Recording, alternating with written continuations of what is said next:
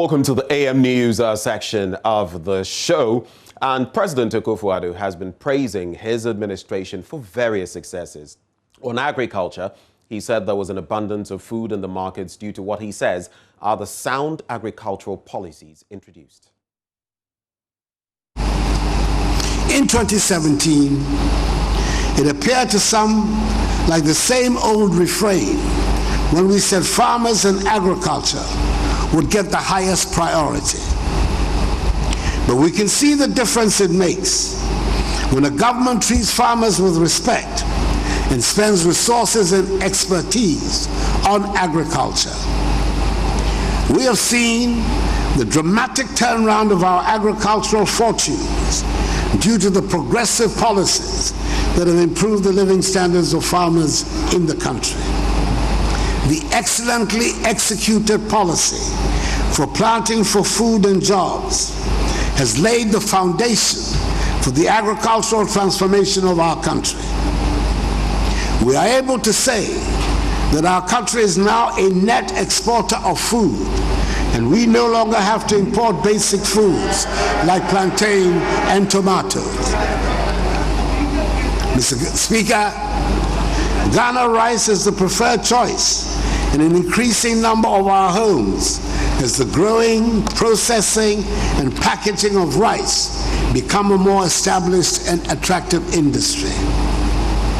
During this COVID crisis, we have mercifully been spared the specter of food shortages. On the contrary, thanks to planting for food and jobs, food has been in abundance in our markets across the country. Throughout the ages, food processing has provided the takeoff point for the industrialization of many nations. And we are taking that lesson to heart as we pursue the goal to industrialize, modernize, and create jobs for the young people of our nation. The One District, One Factory program is part of the anchor on which we are building the comprehensive industrialization of our country. Much of the work has now been done to put in place the framework for the rapid implementation of projects. The factors that are currently in place and in production reflect the underlying principle of the program, which is the equitable distribution of development projects around the country. The prospects of our becoming the automobile hub in West Africa are growing stronger every day, with the investments being made in the country by global manufacturing giants in the automobile industry. Well, the president also praised his administration's response to the COVID-19 pandemic, which he says has been replicated by the World Health Organization. The global pandemic of COVID-19 threatened to derail the progress chalked over the first 3 years of my administration.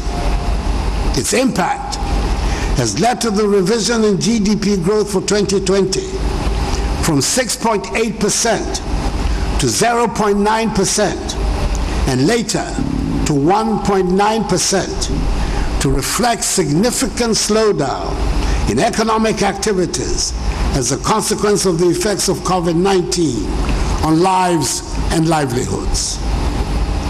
The proactive decisions taken by government to fight the pandemic, as well as revitalize and transform the economy with the 100 billion CD Ghana Cares or Batampa program, anchors bright prospects for the medium term.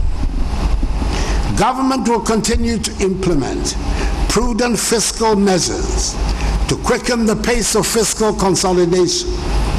And in March this year, the Minister for Finance will come to this august house to provide further details on the measures to be taken to restore our country back to the path of economic recovery.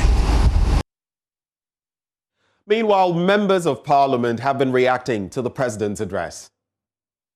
For both minority and majorities to take a decision on the illegal mining concept. I mean, he needs kind of committee that will discuss some of these things dispassionately, and that is a good call that we're all going to contribute to ensure that mining sector becomes a blessing rather than a curse. And it's a good call. I was so excited that you put it that way, that we need to come together and think through how best we can tackle this menace. He had 4 years to fix it.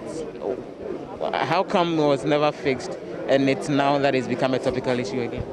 Yeah, he made an effort, and you realize that those he entrusted, his vision kind of disappointed him, and I must be frank on that point, that we could have done it differently. And I believe this time around... The political appointees? Yes, that is, I'm being blunt on that. The ministers possibly? I mean, the interministerial committee didn't do a good job as far as the whole fighting of Galamsey is concerned. That were attendant upon the elections during and immediately after, but he was very selective. He even failed to mention the persons who died, as a result of the violence. And it's very important. Important because I know him to be a president who takes very serious interest in lives lost, whether here or elsewhere. So for eight people to die during this election, for him to completely gloss over it, for me, is unacceptable. Now, he spoke about the state of the economy. He failed to churn out the figures, but he's aware how things are. And so we don't have the time to interrogate the entire spectrum of the speech. I thought that he missed the opportunity to acknowledge the loss of lives during this election. I mean, this is something that has never happened. I mean, I can't remember the last election that we had people losing their lives in these numbers. And I thought that as the president of the country, should have taken the opportunity to acknowledge that. And that was a dent on our democracy, regardless of the circumstances. I mean, to get people shooting at Collation Center and people losing their lives. But he missed that opportunity. And I also thought that he was being choosy, in my view. I mean, when you want to talk about the economy, you remember to go and take 4 years ago his State of the Nation. He was emphatic about the mounting debt that has been left him. I thought he should have told this country where the debt stands today, because he knows he has more than double what he came to meet. President says that the 8th Parliament demands that you build consensus. You think he's being sincere? He is compelled to. That is not his wish. It's what the Ghanaian people impose on him, and he must respect it. He didn't win Parliament, nothing more. He should respect the principle and notion and practical operation of the doctrine of separation of powers. He's an executive president. He lost Parliament. He lost it. He's just forcing to add Chima and to add Sepsi, as you saw, and it's disappointing. Then cost of living and quality of life is deteriorating in Ghana. Read the Statistical Service and the UNDP report in Ghana, and he talks about Ghana exporting food. A bag of maize, as I heard from my mother for the first time, is now selling for more than 200 Ghana cedis in Tamale. That has never ever happened. A bag of corn. I use ordinary people to measure it, and then he prides himself with 1D, 1F. 1D, 1F not equitably distributed. So from Parliament, let's take you to the courts now. And the Supreme Court has, in a unanimous decision, ruled that a whole High Court erred when it granted an injunction against the gazetting of John Peter Amewu as Member of Parliament-elect for Hohoe. The Supreme Court says the case filed by the Seoul residents requested some reliefs that can only be granted through an election petition and not a human rights issue, as has been filed. It therefore set aside the portions of the case at the High Court that are requesting reliefs relating to the election of Mr. Amewu as MP for Hohoe. Court correspondent Joseph Akable has the rest of the story. The Apex Court, in a unanimous decision, held that the election of Mr. Amewu is not an issue that is being contested at the whole High Court, and if any human rights issue relating to SAL has come up, then it should have been filed in the nature of an election petition and not as a human rights matter as has been currently filed at the Ho High Court. The court therefore said that the judge erred in granting that injunction and will not set it aside since that injunction has died a natural death, was to last for 10 days and has already elapsed. The court then proceeded to set aside the reliefs that they are seeking at the Ho High Court on the substantive action that wants the gazetting of Mr. Amewu to be put on hold and also his election as Outgoing MP to be set aside. The court said those are matters that cannot be requested of a court in the form of a human rights issue, and that the appropriate thing for them to have done is to have filed an election petition and not go via human rights issue. Deputy Attorney General Godfrey Adami told pressmen after proceedings that his side is satisfied with the court's decision. Substantially, it resolved the issues, and indeed we are very grateful to the court. We're happy that justice has been served. Right from the outset, our contention was that the action filed at the High Court, who was incompetent, was totally out of order, because you cannot seek election petition reliefs in a human rights action. And today, the court has held to the same effect, that was unjustified for them to have commenced an election petition and characterize him as a human rights action. So we're very grateful. And I think that it's also important for me to place on record certain misconceptions and misperceptions that have been made about the intervention of the Attorney General in this matter. And that is clearly because the Attorney General was sued. The Attorney General was a party to the High Court proceedings at Ho. And if you are party to proceedings, you reserve the right to take any action at all that you think is available to you at law. And that is what the Attorney General did. We commenced an action here at the Supreme Court seeking to quash what went on at the High Court rule, because it was not according to law and it was granted by the court. Well, so our contention was that the matter was in the nature of a parliamentary election petition, and to that extent, the orders of the court dated 23rd December ought to be struck out. The court granted an order of certiorari quashing the entire proceedings of the court on 23rd December 2020. So we're satisfied wholly with that one. Then the second relief for prohibition. The court granted same to the extent that it struck out the reliefs that were in the nature of an election petition sought against John Peter Amewu to restrain him from being gazetted, to restrain him from being put before Parliament for swearing in and all. That have been totally struck out by the court. And that's essentially what we thought would be justice in the circumstances. We are happy and very much satisfied with the orders made by the court today. He also takes the view that the appropriate thing ought to be done by the Electoral Commission. The Boehm issue, for me, is a simple and straightforward one. The court today has upheld the validity of CI 128.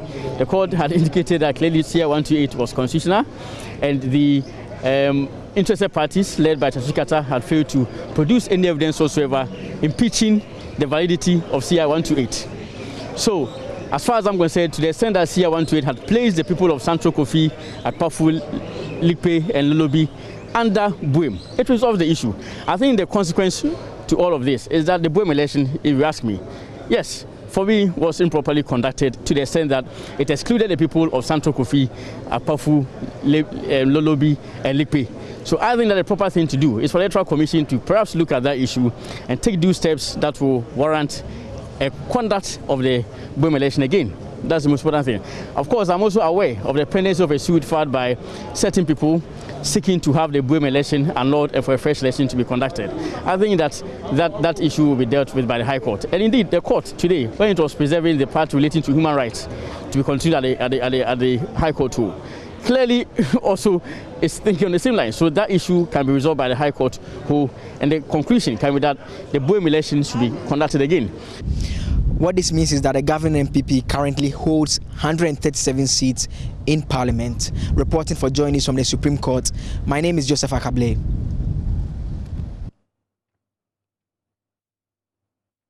Well, let's stay put with the judiciary, and an Accra Circuit Court, that is the Accra Circuit Court 4, has for the 6th time adjourned the criminal trial involving a national security operative, Collins Kwaku, who fired shots at the Ablekuma Central Collation Center during the just-ended general elections. Proceedings were adjourned last week due to ill health on the part of the circuit judge, that is the Circuit Court Judge, Emmanuel Esando, who was again unable to attend the hearing on Tuesday. Kwekwa Asante was in court and has this report.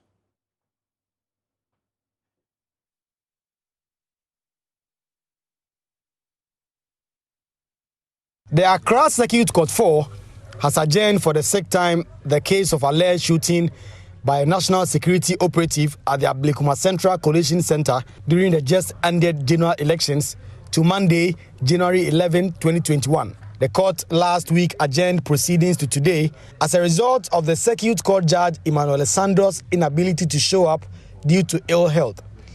The judge was unable to attend today too for the same reason. The court has since written to the Chief Justice to transfer the case to a new court until Judge Emmanuel Sandro is able to resume his full duties. The suspect, Collins Kweku, alias Kola, was arraigned for his alleged role in the shooting in the leg of a journalist with Newswatch Ghana online portal, Pius Esiedu Kwenin. The shooting incident also caused varying degree of injuries to some other persons at the Ablekuma Central Collation Center on December 8 last year. Collins Kweku, aka Kola, has pleaded not guilty to all 6 counts of causing of unlawful harm when he first appeared in court on December 17, 2020, and has since been denied bail. One of the victims, Pius Esiedu Kwenin, has since been discharged from the hospital but was expected to return to the hospital today for a medical review.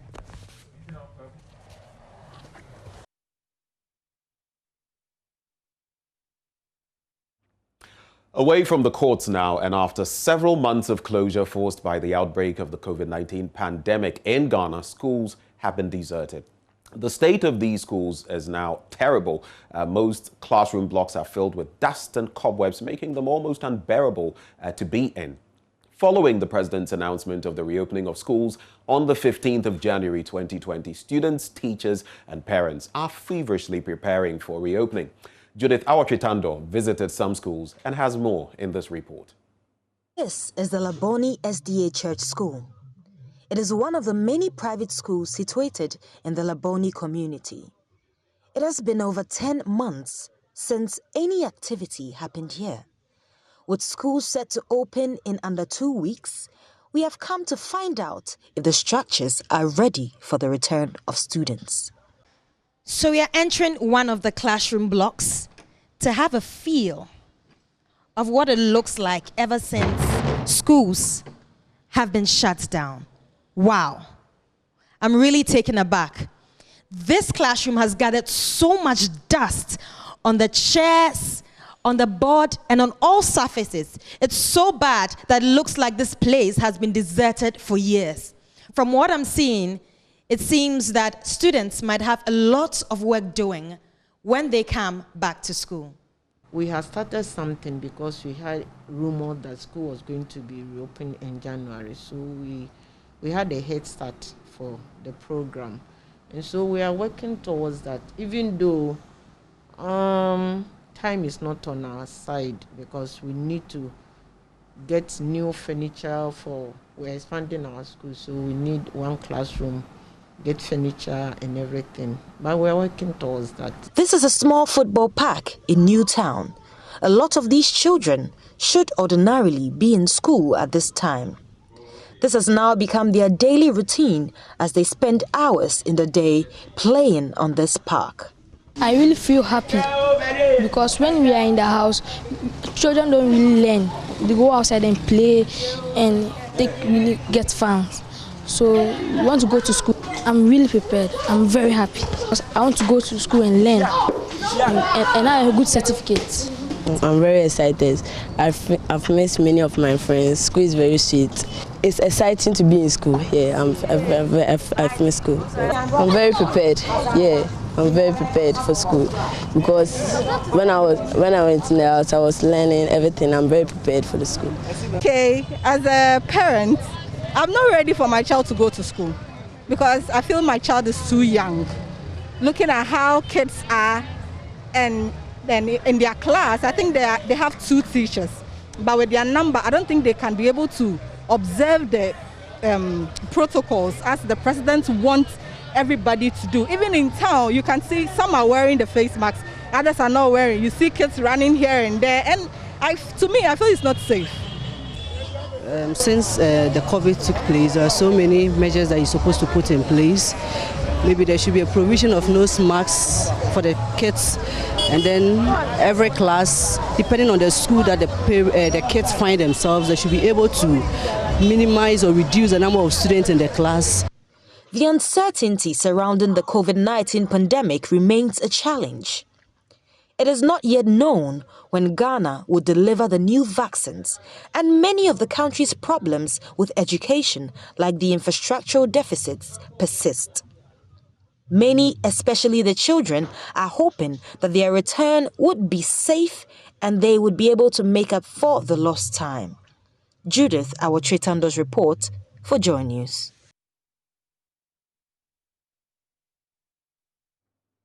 Interesting scenes there, and that is how we wrap up this morning on AM News. But we have more coming your way as we review the papers and the online portals in Ghana and beyond. Stay.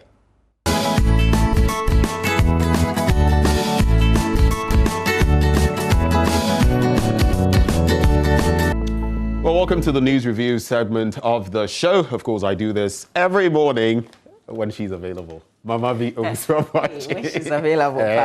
So, now when I'm in Parliament, you're trotting all over the place, doing your thing, strutting your stuff. I'm going to go back to Parliament this morning, by the way, because we have a conversation. You know, midnight today, this 7th Parliament will dissolve. And then the 8th Parliament. So we're engaging one MP who is leaving. Charlie, it's his last day in Parliament today, and another who survived it, so he's going to go into the 8th Parliament.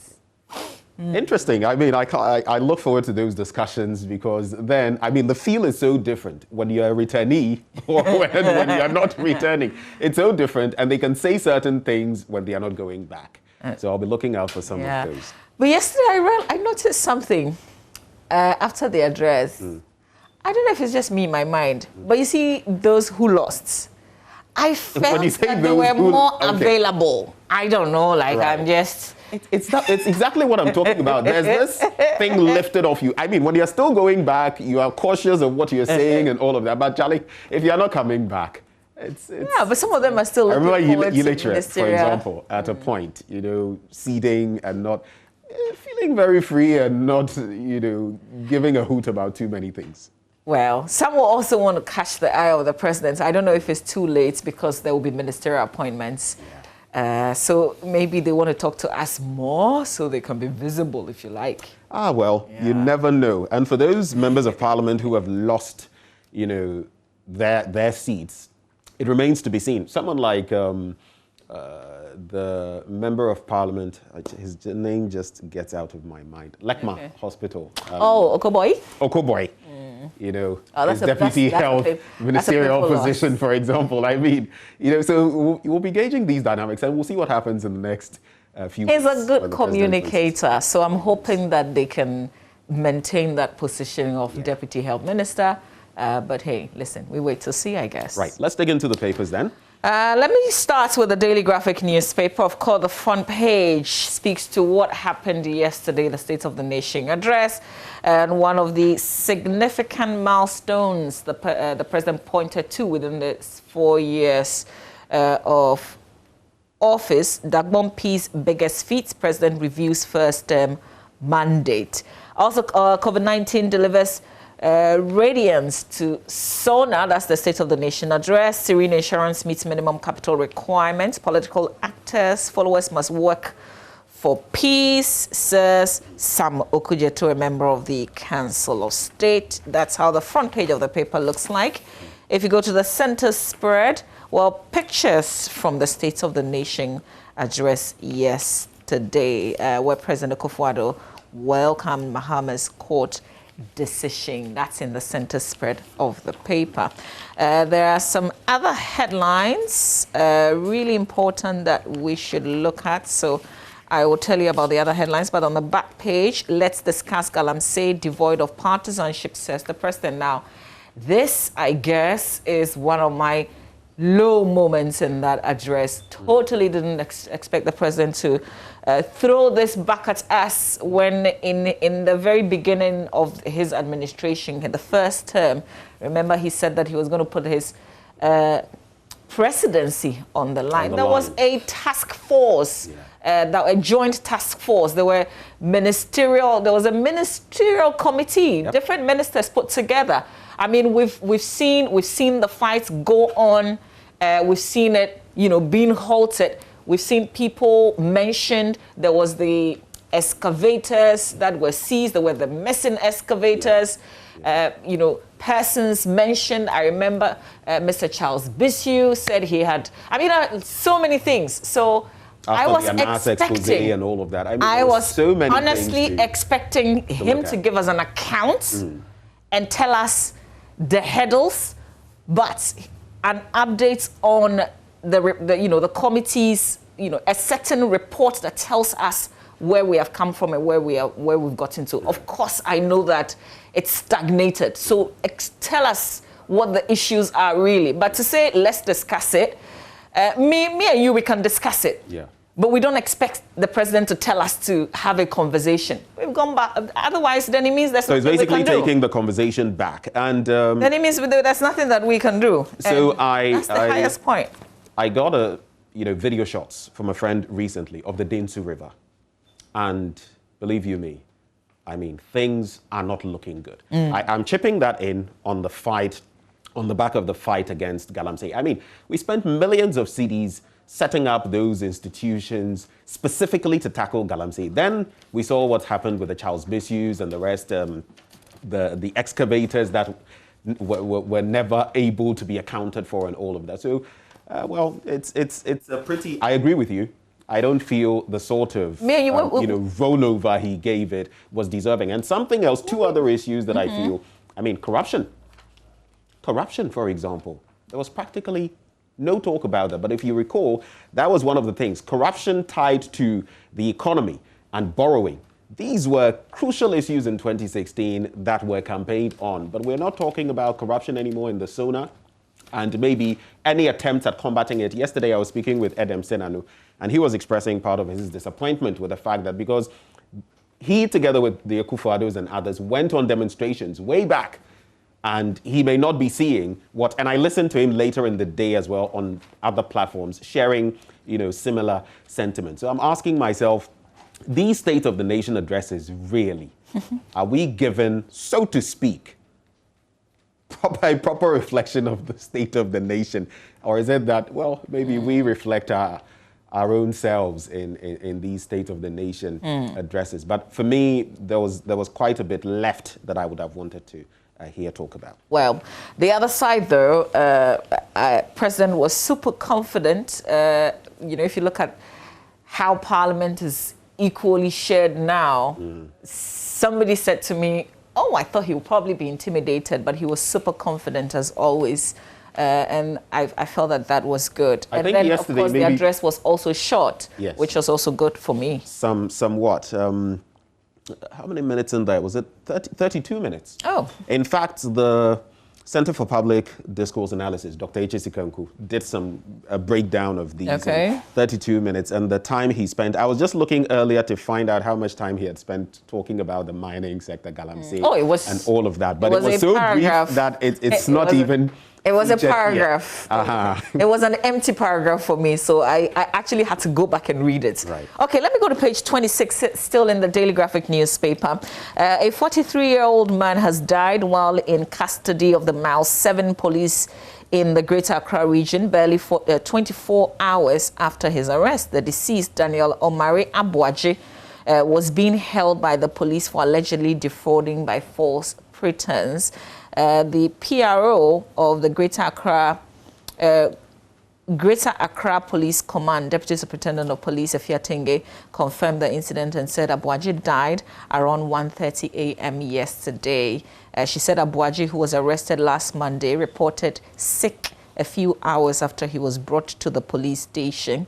He was taken to the police hospital where he was treated, discharged, and sent back to the cell. However, inmates in the police cell drew the attention of the police personnel on duty to Abuaji's motionless body and indicated that he was not responding to their calls. The police went into the cell to render aid but found Abuaji unresponsive. Meanwhile, When his body was inspected, there were no marks of assault found. His body was thus removed from the police cell and conveyed to the police hospital where Abuaji was declared dead.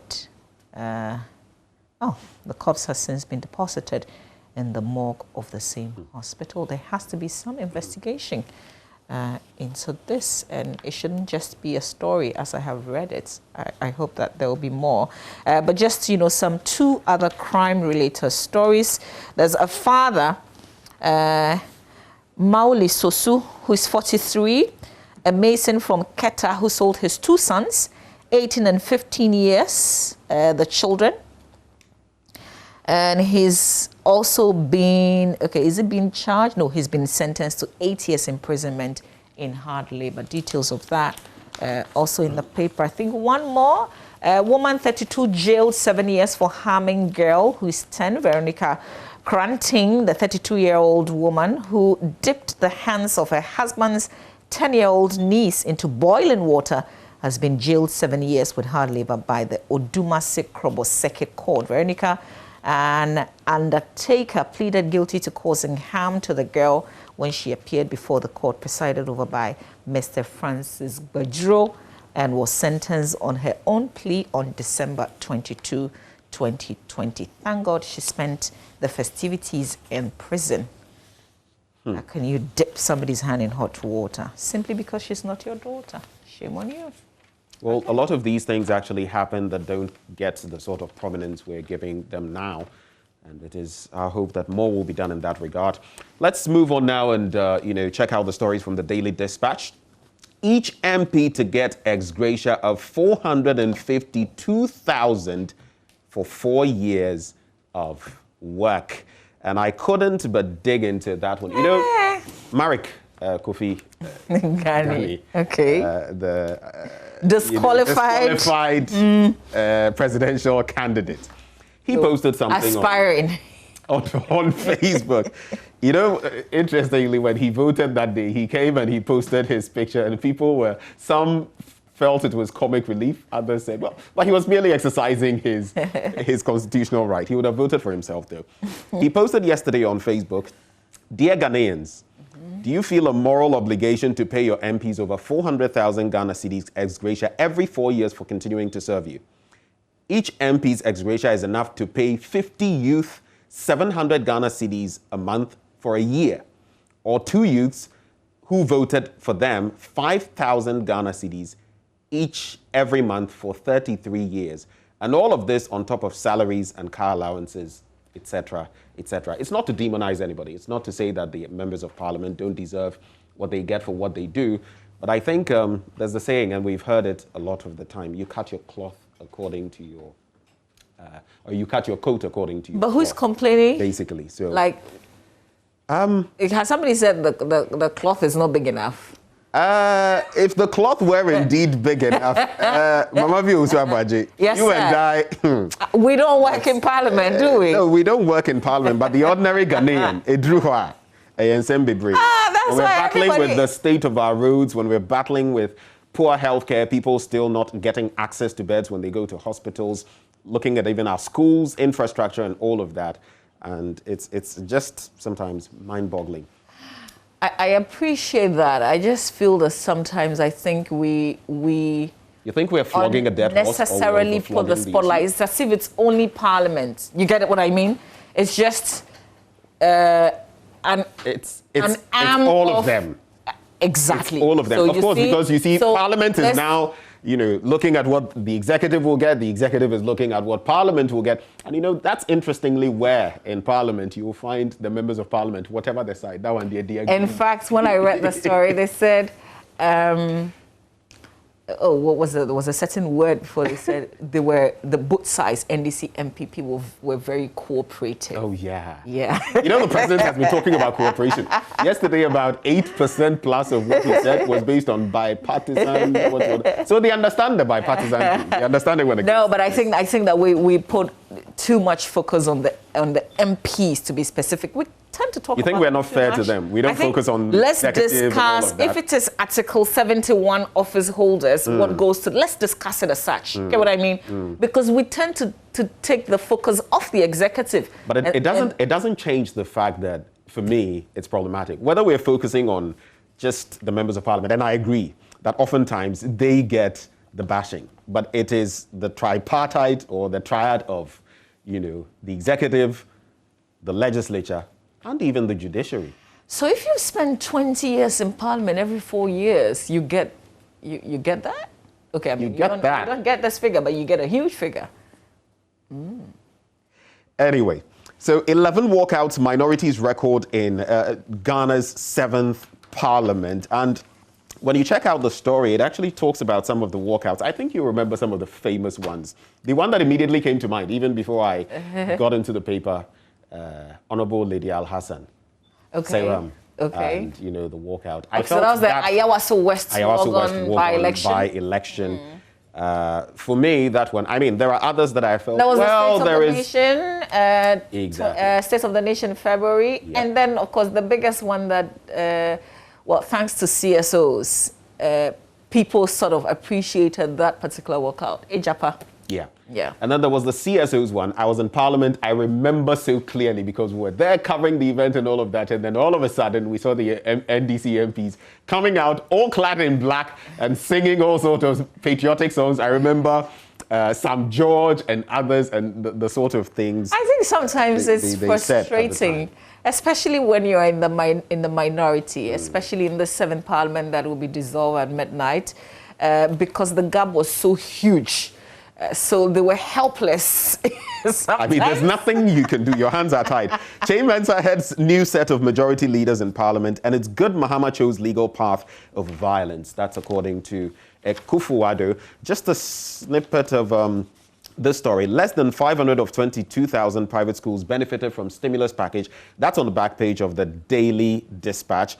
And recently... it has been mentioned, the executive director of the Ghana National Council of Private Schools, Inokwesi Jetua, mentioned that schools that have confirmed that they got some money ranging from 1 Ghana cedi to 19,000 Ghana cedis are not up to 500 out of the 22,000. So even now that schools are reopening, let's check out some other papers. All right, let's do the Daily Guide. On the front page, I've been given clear mandate, says Akufo-Addo. Court foils NDC coup, and coup is in court at Techiman South. Supreme Court clears Amewu. Nana EC file appearance. That's on the front page of the paper. In the center spread, the News One Entertainment's Stoneboy fingered in kidnapping case, says he's reportedly being chased by the police at Abuakwa near Kumasi to assist in a kidnapping case.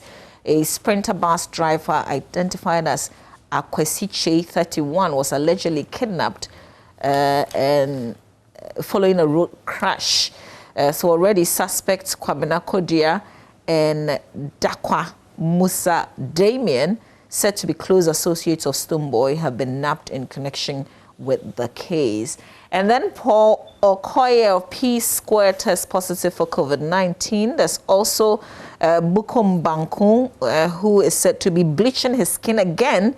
And this time he says he's doing it for attention and clout. I guess I've given him volume right there. He says he wants to look fresh. And he has eyelashes and all to accompany it. So yes, they are I saw eyelashes. I saw this like a week ago. How could you miss that? And then I thought it wasn't him. I thought maybe somebody else. Oh. Freshness level there. Nakai. Oh wow. Yeah.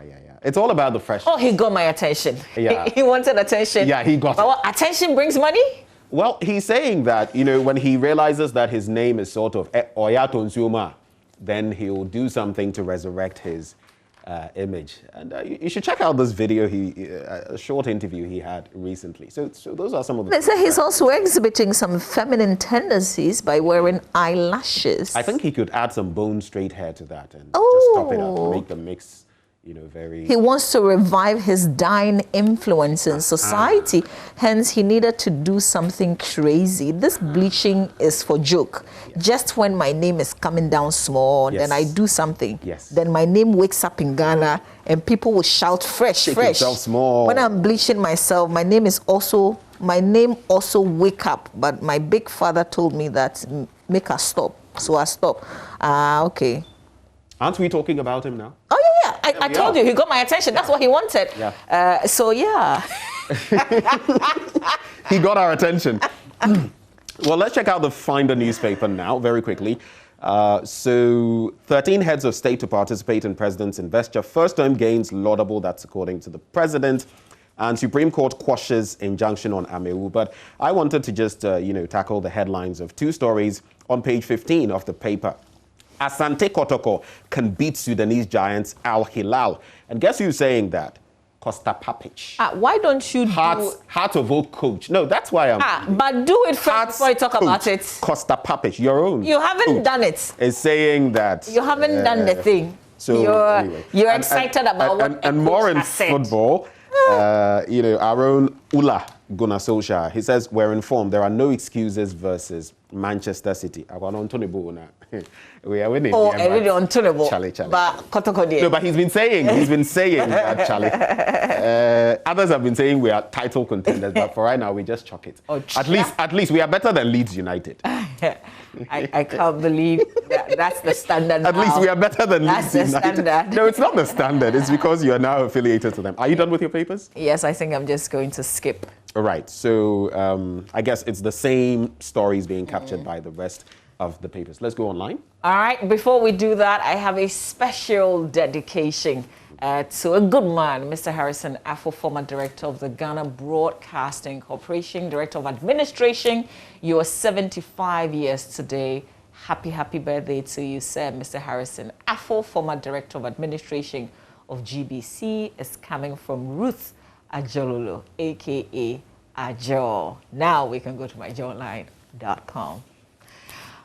Okay, Ben. All right, so let's check out some of the stories there. If there's time, maybe we'll do some BBC or CNN. But NDC nominates Alban Bagbin for Speaker of Parliament position. Then there's Amewu gets green light to take seat in 8th Parliament. Akufo-Addo's fight against Galamsey can, cost him votes in 2020 polls. Kojopong and Chroma, but we're past the 2020 polls. I don't know whether he was making reference to 2024. It's a good thing Mahama has gone to court Akufo-Addo, and then Wenchi High Court rejects interim injunction against Techiman South MP elect. Mamavi, can you check out the rest of them? Okay. What'd you get to? So Akufo-Addo's silence, you can start from there. Akufo-Addo's silence. Okay, so Akufo-Addo's silence on election debts during SONA is unforgivable. So that's the minorities, Al-Hassan Sohini there. Also, we'll investigate COVID-19 funds misappropriation. That's the minority leader, Haruna Idrisu. 45 timelines, scandals, and incidents that define Ghana's 7th Parliament. Oh, do we have Boache Jako's appearance? You! December 7th election was free, fair, and I won resoundingly, says President Akufo-Addo. Plenty of stories on myjournline.com. Right. You can go there and explore. So right before the break, and we can move on from there. Just a quick one on Twitter. Do you follow any basketball ever? No, I don't think so. Okay, so I do religiously, and the San Antonio Spurs beat the LA Clippers. If you were into that, you would understand why I'm putting this there. But interestingly, trending at number 3, Tom Brown. Tom Brown has been trending. Yes, Tom Brown. As in Tom Brown? Yes. As in somebody's name or the Tom Brown? Okay, so I know what you mean. But there's a Tom Brown on Twitter who is causing Tom Brown to trend, and it's all about the Tom Brown we eat. Okay. And Is it Ghana's Tom Brown? Oh yeah, it is Ghana's Tom Brown. And people are putting recipes and all there. You don't be joke matter. But Tom Brown isn't all one way. People are, oh well, the additions now people are doing some interesting things with that. Okay. Like even the kind You're of a great cook, so how else would you do the Tom Brown? You always have to go there. Oh, I'm looking for tips. It's not even about when you're done with it. It's about the presentation. Exactly. Okay. And maybe the milk, the type of milk to add. I mean, people are talking about that. Oh, this is better, that is better. Okay. So what would you add? Well, I actually don't add milk. I'm not too much of a fan of. If I would do milk, it would be powdered milk. I don't like too much of evaporated milk. So sometimes I just do it without. So that would be the finished product. That's your presentation? Yeah, I wouldn't for myself. I wouldn't add anything. Well, just for show, I'd probably put some fresh strawberries on it. Really? So maybe the difference would be that I would add honey. I use a lot of, so I'll do honey in it. That's it. Strawberries power. I don't like Tom Brown, by the way. Strawberry Tom Brown. Anyway, so this is how we wrap up the news review. Thank you, and do stay tuned. There's more coming your way next.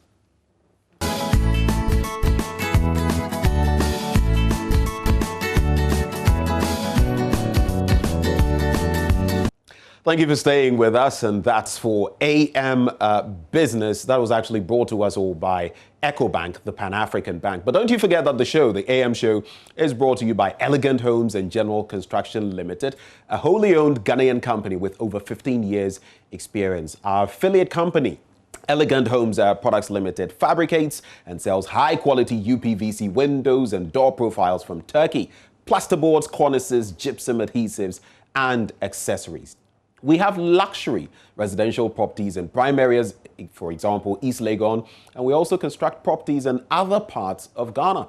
Elegant Homes is now selling 3, 4, 5-bedroom executive detached houses at its gated community, Elegant Courts at Katamanso off the Adenta Dodowa Road in Accra. The project has solar street lights, underground sewer systems, 24/7 security, tarred roads, constant flow of water, estate management services, and a recreational area with a tennis court, playground, swimming pool, and mini shop. So if that's what you're looking for, they have exactly that for you. Clients have the option of choosing from our wide range of architectural designs and have it modified for them if you want to customize. You can also request tailor-made services where we build to suit individual taste. Our houses are built to the highest standards, and we ensure that the finest of materials are used to give you excellence, luxury, beauty, and value for your money. Our properties can be located in East Legon and Elegant Courts at Katamanso. The numbers to call 0244 699 053.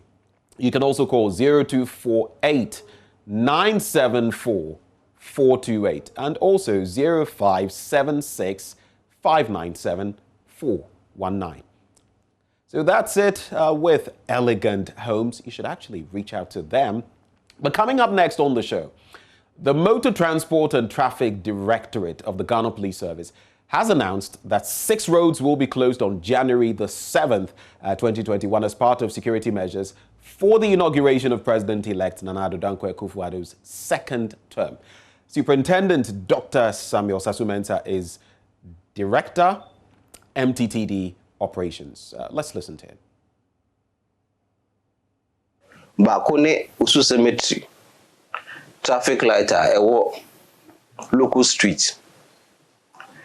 Say council e ka Zulia say Castle Road say we free AU circle Echo Usu Cemetery traffic light and so yebetum. Crossroad every crossroad Echo Starless 95 Street and so yebetum. Independence Square bang. Akna ewo hini Jan Stadium nso ehon so ehun beka na council so say Abdul Gamar Nasir Avenue Ghana Institute of Journalism kwan so nso ohon so yebisi no bebi abuku bia yesi kwan no be hu say police for honom nti omu bisa o ma ombe kire bebi a omfa omu kita invitation cards and say accreditation omu pe na police for ema mu matwam akọ bebia ye beye dwumedi no na ye se ye kaka ye ka parking so a ye de parking zone bebi obi a be park the car no ya chiachire ama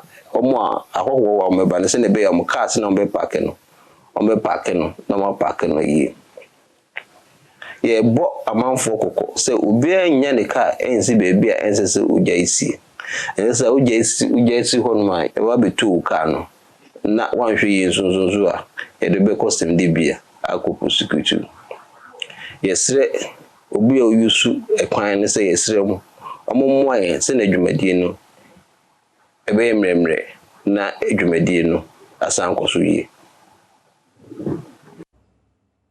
So that was Superintendent Dr. Samuel Sasu Mensah, Director of MTTD Operations.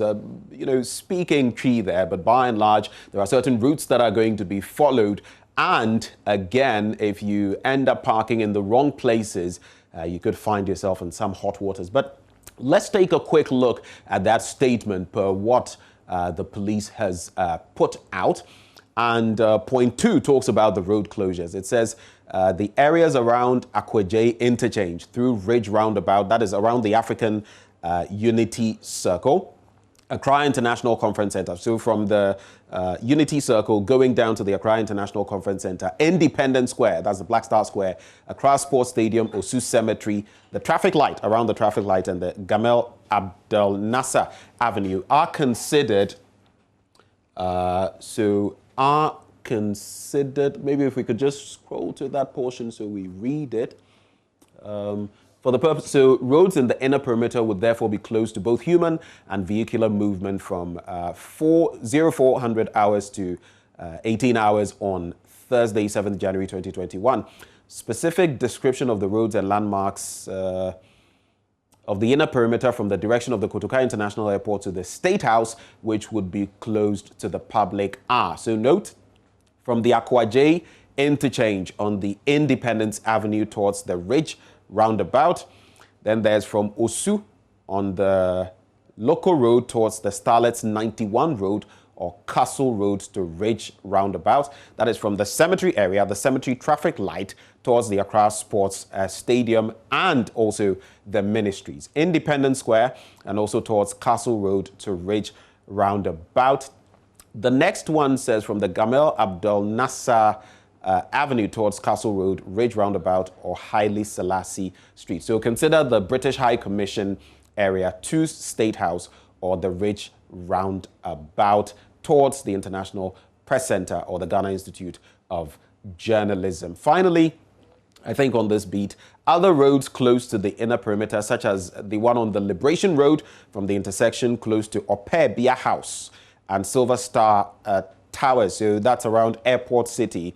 That's the complex through to 37 Military Hospital to Akwaje Interchange on the Liberation Road may also be closed at certain times of the same day. So for that, radius, it may be closed at certain times of the day. All right. It also talks about limited access through certain roads and vehicles of VVIP expected at the event being issued with passes and more. And there's also this bit I think I should add about a road diversion. So due to the road closure, traffic from Tetekwashi Interchange on the Liberation Road to the Accra Central Business District, Ring Road on Kroma Circle would be diverted at the intersection close to Opebia House or the Silver Star Towers. It talks about commuters from Accra Business District heading towards Accra, the International Conference Center, Independence Avenue to Akwaje Interchange, Abdul Diouf Road, King Hassan Road, El Sinusi Street to Liberation Road, and more. Oftentimes, we don't even pay attention to these, roads, the names of the roads and all of that. But point being made that if you're going to be using any of these routes, just watch out, or better still, stay away. And it's a holiday anyway, Constitution Day, so you might as well just stay at home unless you have very pertinent business to attend to. Now, the bit about parking spaces, Superintendent was talking about that, the director of the MTTD, and it says where the parking area for an invited guest has not been stated, the guest should drive to the Independence Square, which has been assigned as the official parking space for the event. From there, invited guests and dignitaries will be chauffeured to and from the State House. We've already been given some details about the security presence stationed advantage points. And of course, there is that bit there thanking everybody for cooperating, residents of the inner security perimeter especially. And it's signed by Sheila Kesiabaye Buckman, Superintendent of Police and Director for Public Affairs. So in case you didn't know, now you know, and you have no excuse come that day. Just do the right thing, stay safe, and let's not do anything that will land us in hot waters. So let's now cross over to, as we anticipate what is going to happen tonight, Joseph Opoku-Gakpo, who is our parliamentary correspondent, reporter. He joins us over the, well, Zoom, actually. He's going to be joining us. So, Joseph, a very good morning to you.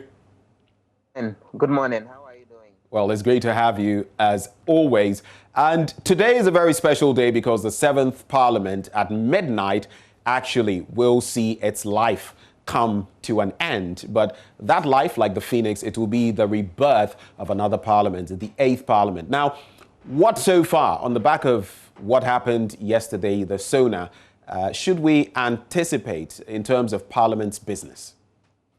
So, this morning at 10 a.m., well, although usually it delays a bit before the sitting itself begins, the expectation is that this morning around 10 a.m. or thereafter that, the 7th Parliament will hold its final meeting as far as its 4-year lifespan is concerned.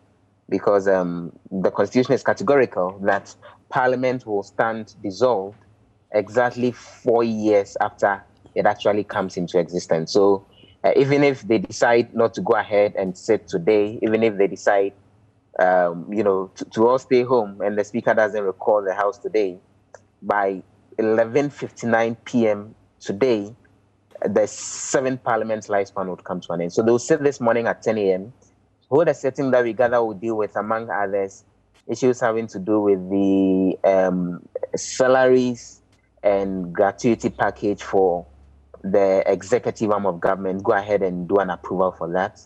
And then there are a number of items that have been outstanding on the agenda, including some loan agreement for some hospital project. We don't know if they would go ahead and do it in terms of getting it approved or move it to the next Parliament. But once that is done, then we would hear the thank you messages from a few MPs, as well as the Speaker of Parliament, Professor Michael Kwe, and the minority and majority leaders as well. When that is done, most likely between 2 p.m., 3 p.m. thereabouts, that's when this will be concluded. And then that would end it as far as the 7th Parliament is concerned. And there will be no other sitting. And then by midnight, then it can be concluded that the 7th Parliament's lifespan has actually come to an end. And then in the chamber, somewhere around 10 p.m., members of the 8th Parliament, who are not members of Parliament, but members of Parliament elect, will begin gathering in the chamber around 10 p.m. tonight. And so they'll be filing in, they'll be taking their seats, they will be interacting among themselves. And then at midnight, that's somewhere around 12:01 on the 7th of January, that's tomorrow, 12:01 a.m., the Clerk of Parliament is expected to take his seat as the chair of the House, because that new Parliament doesn't have a Speaker, and then conduct the processes to oversee the election of a Speaker, after which then the Speaker will then swear in the members of Parliament elect for them to become members of Parliament, and then there will be the election of deputy speakers, and then a little later in the morning, after the voting and all, the House will adjourn till 10 a.m. on Thursday morning and reconvene on the presence of Parliament, but in the tents that's been mounted there to actually have the Chief Justice swear in the President and his Vice right before Parliament, as in the 8th Parliament, which would come into existence from the dawn of 7th January. So right before I proceed with you, Joseph, it's getting interesting here. Let me just let you, the viewers, know that we'll be giving you opportunity to actually share your assessment of the 7th Parliament. So just, look forward to that one and have your phones on the ready so that when we open the floodgates, you can actually call through. But Joseph, one thing of interest for me, and I just want to find out. So as they convene in Parliament, are there any specific regulations when it comes to the members of the 7th Parliament in terms of their presence today? Are there any regulations that determine that all of them should be there at that time as the handover happens? Not necessarily. And if you look at the way the Constitution frames it, it doesn't make any specific requirement for a closing ceremony of a sort. Nothing like that exists. So what will be happening today is a regular sitting of Parliament like any other day as they've done over the last 4 years. Just that once that sitting is done, they can't come back and sit. So there's no requirement that all MPs should show up. It's just by convention that then we then have the closing addresses being given by the leadership of the House. But there's no ceremony to close the House. MPs can choose to show up or not to show up. There's no requirement. There's the space for an opening ceremony of any parliament with the election of Speaker and the swearing in of MPs and all. But there's nothing like that as far as exiting is concerned. So it's not so much of a handover, if I could use that terminology too. It's more of the life of the 7th Parliament coming to an end. And as you rightly said, the birth of a new one the day after. So it's going to be an interesting picture, isn't it, at that point in time, because those parliamentarians who are not returning to the August House, when that moment comes at midnight, they are now, right after midnight, going to have to exit so that some of the new ones can also come in and have the swearing in, right? So that's why there's a huge space of between most likely 3 p.m. this afternoon and midnight when the next parliament will convene. So around 10 a.m. this morning, when the 7th Parliament, which is the outgoing parliament, sits, they are expected to eventually conclude any outstanding business they have and the closing addresses by the leaders, most likely around 3 p.m. thereabouts. And when that is done, then they go home and they are not expected to then have a space back in the chamber. You can only come back if you've been elected again as far as the 8th Parliament is concerned, and that would happen around midnight tonight. So there's that huge gap of 9 hours, during which the clerk and the staff in Parliament will do a rearrangement of the seats. They will then do the name tags of all the MPs and put on their seats. As far as the 8th Parliament is concerned, they will spend the rest of the hours later today doing that. They will then go ahead and put together the papers that will be used for the balloting as far as the election of a speaker is concerned. And all of those details of it would eventually be cleared up before the 8th Parliament begins its sitting sometime around 12 midnight Thursday morning. Well, yeah, 12:01 a.m. Thursday morning, I should say. Right. Now, another interesting bit has to do with who the speaker is going to be, whether it's going to be Professor Aaron Michael Quay, who is retained at the Right Honourable Speaker. And now we see the NDC side finally coming through with a proposal for, Honourable Bagbin, who is one of the longest serving, if not the longest serving currently, to also, push for that slot. Give us the dynamics with regard to that and what the MPs have been sharing with you. And so the NPP side is proposing Professor Michael Quay, who has been Speaker over the last 4 years, to take over as the Speaker in the 8th Parliament. The NDC is proposing Second Deputy Speaker Alban Bagbin, who's actually the longest serving MP. As we have it, he's been around since 1992.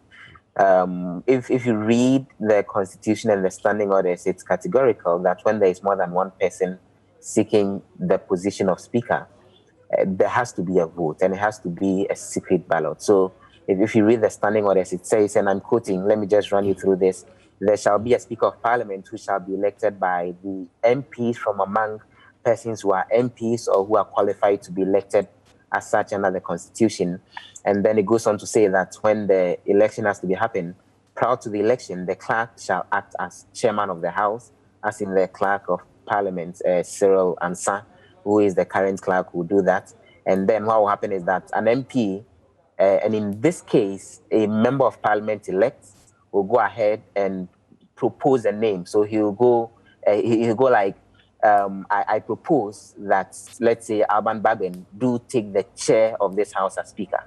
And then that's a motion that he's actually put out on the floor. And then he has to be seconded by another MP who would say, I second. Then we would have the NPP side as well, someone from there make a proposal. I propose that Michael Quaid do take the chair, then it's seconded. When that is done, then the processes require that, if it's, in this case, if it's only one person, then it can be concluded that that person has been duly elected. But in this case, it will be two people. So the standing orders make the point that where more than one person is proposed as a speaker by a motion, the House shall proceed to elect the speaker by secret ballot in accordance with provisions of the orders of Parliament. And so it goes on to say when the nominations have been received, the clerk will announce those who are contesting, and then an officer of Parliament will give to each MP-elect a ballot on which that member will write the name of the person that he wants elected as Speaker. Now it says a member can only vote for someone who has been duly nominated, and then each ballot paper, and I'm quoting from the standing order, so it looks like the drafters of the standing orders were not joking at all when it comes to the election of a speaker. They spelled out the processes to the very letter. It says each ballot paper on which a name is written shall be folded so that the name written on it cannot be seen. And then it goes on to say the ballot paper shall then be collected by an officer of Parliament and counted at the table by the clerk, who shall then declare the result. And so where two persons are proposed and then the voting is done, then the person who gets the greater votes will then be announced as the speaker. And so then it goes on to give details of how when you have a situation where there are more than 3 people who have been proposed, and in fact, in this case, you need to have the votes of more than half of all MPs. So if there are 3, so it's virtually like more 50% plus 1. So if there are 3 people who've been proposed and one is ahead, but no one gets 50% plus 1, then the top 2 would have to go into another race, and then until someone then wins and gets more than 50% plus 1. But this time around, we know it's 2. But just make the point that if there is a tie, the standing orders are categorical that they would have to go through the process again and again until eventually someone ends up getting the said majority, and then that person will be declared as speaker by the clerk of Parliament, who will then be sworn in so he can take over and swear in the MPs themselves. Right. So pretty thorough what the standing orders say. And it's very interesting that bit you brought in about a tie, especially considering what we're going to be seeing in the 8th Parliament. So if any MP, let's assume the independent candidate, now member of Parliament elect for Fomena, let's assume there was some issue with his ballot that was cast, then it could end up with 137 apiece, which would then mean that the process would have to continue until one person gets the upper hand. That is one of those who have been put forward for the speakership position. Exactly. Right. But I also want to find out what are the speculations when it comes to who is going to be speaker? Because while some people have basically said that Professor Aaron Michael Quay is going to continue, there's also talk about that secret ballot that you just mentioned. How secret, really, is that ballot? Yesterday, I listened to the Member of Parliament for Asawase, and he was talking about the fact that even the whips in the parties have a limit to how much they can whip their, members of Parliament on whichever side in line. What are the speculations you've heard so far on that? Well, there's a lot of talk going around. We gather that the NDC side are having conversations and trying to lobby even MPP MPs to vote for their candidate, Alban Bagbin. Same is happening with the MPP side, where MPP MPs and leadership are lobbying NDC MPs that as much as possible, it may be necessary that they throw their support behind Professor Michael Quay. So that campaign is ongoing. But we all know that chances are very high that although this is a secret ballot, it will very much be split along the party lines. And the former MP has said that he will vote wherever the NPP side of the House is voting, which may give them the advantage. But once it's a secret ballot, in fact, there's been scenarios where Parliament has voted and there's supposed to be secret ballots. And, people write their names on papers and they are supposed to go drop it in the box.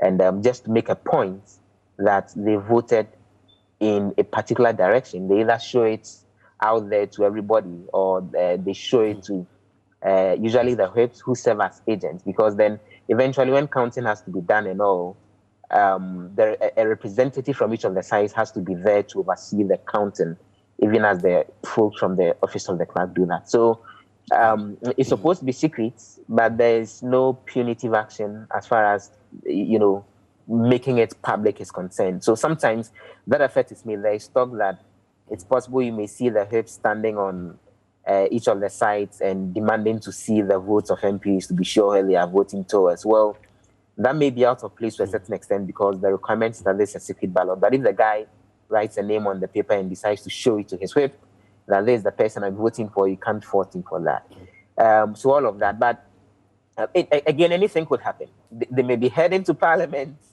and, an MP may ram his car into that of... I was going to ask exactly that. I was going to make the point that let's assume, hypothetically speaking, that the Fomena MP, something, God forbid, happens, and he can't show up. What then is the process? Because then you can almost, say with certainty that is going to be equal numbers, 137 apiece. And if you look at our judicial system, the Supreme Court impaneling it, it's usually an odd number to ensure that when voting, it gets to voting, a decision can be made. It's same with Parliament. So if one person were affected, would the House still go on through this process? Because it would then almost be obvious that if they were voting on party lines, it would be 137 apiece. Yes, so the House will still go ahead if at the time of the sitting, there are MPs who are not in the chamber at that time. And then when there is an equality of votes, then it's considered that the vote has failed. And then the proposition has to be done for them to vote all over again. Looks like the drafters of the standing orders and even the Constitution didn't anticipate a situation where, in voting to elect a speaker, the figures could be so close that a vote may fail. So the standing orders, the Constitution doesn't make provisions for what happens if the vote repeatedly remains a tie. So then they would have to keep voting until, still a winner is determined. And then there are the fears that if that happens, then the inauguration of the president may end up delaying and all, because they need to go through that process, elect a speaker. And then that speaker will swear in MPs, and it's those MPs who will then be the witnesses when the president eventually gets sworn in. Maybe after one or two situations of ties, some other institution may have to intervene and dialogue so they come to a consensus and then agree on how the way forward will be. Otherwise, then the drafters of the Constitution and the standing orders don't make any suggestions on how ties could be broken when there's an even number as far as those who vote are concerned. Now, unless Alban Sumana Bagbin becomes the Speaker of Parliament, he would be saying goodbye to, the august House. He would not be in the 8th Parliament. That is assuming the voting doesn't go his way. But apart from him, and together with the other MPs who are not returning to Parliament, what have been their swan songs, their farewell messages? Have any of them been sharing any thoughts with you in recent times, now that they are not coming back to Parliament? What have they been saying, if any?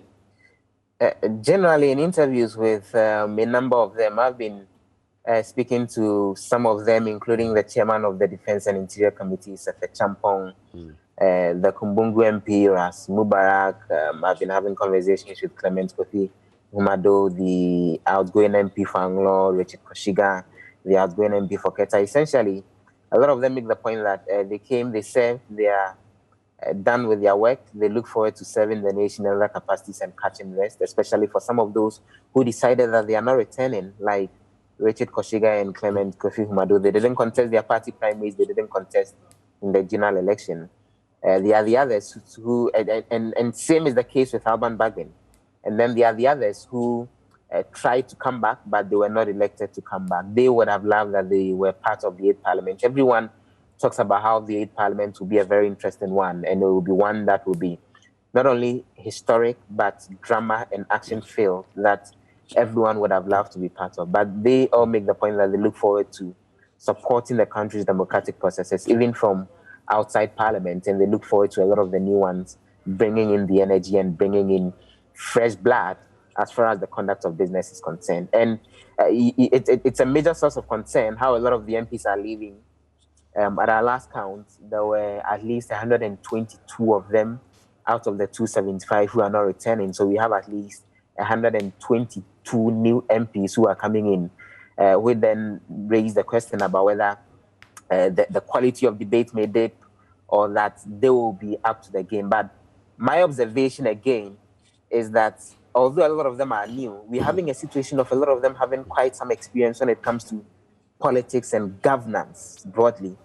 The likes of Mohamed Amin Anta, who is coming in as a Deputy Minister of Energy, but he's a new MP. The likes of Samuel Jinapor, he's worked at the presidency, now he's coming in as an MP. There are a number of such names who necessarily may not be, they are new timers, but they are not new to politics. The CEO of the Free Zones Authority, Michael Ochibefi, his deputy, the MP for Toulon. There are some of them who are returning as MPs who've been out of the house and are coming back. Mohamed Mutala of Tamale Central, the famous Kletu Savoka, a veteran, a former majority leader, he's coming back. And also, the new faces, to a certain extent, the high attrition rate is worrying, but very strong folks with very interesting track record and experience are coming to the house, and we look forward to how they would help beef up the debate on the floor and approval of various government businesses in there. Now, Joseph, let's talk bipartisanship. I do recall on the day when the election results for 2020 were declared, His Excellency the President-elect did talk about the fact that Ghanaians had voted in a certain way and that the two parties would have to work together, especially in Parliament. Then again, yesterday, he continued on that tangent talking about the bipartisan arrangement. In fact, one of these think tanks says about 8+% of what he said was focused on the bipartisan arrangement. But we also know, I listened to an MPP MP yesterday talking about the fact that when you talk bipartisanship, it does not imply a sharing of power. We've heard John Bwedu, General Secretary of the MPP, talk about the fact that indeed, if the NDC does not behave, in quote, a repetition of what we saw in 2004 would actually occur, where we had Freddie Blay come in as one of the deputy speakers, in which case the NDC would actually be deprived of any of the slots when it comes to the deputy speakership positions. Now, has that changed any? That sort of, arrangement or that sort of underlying tension in Parliament? Is there any willingness from either side to give away something, to not go down this road?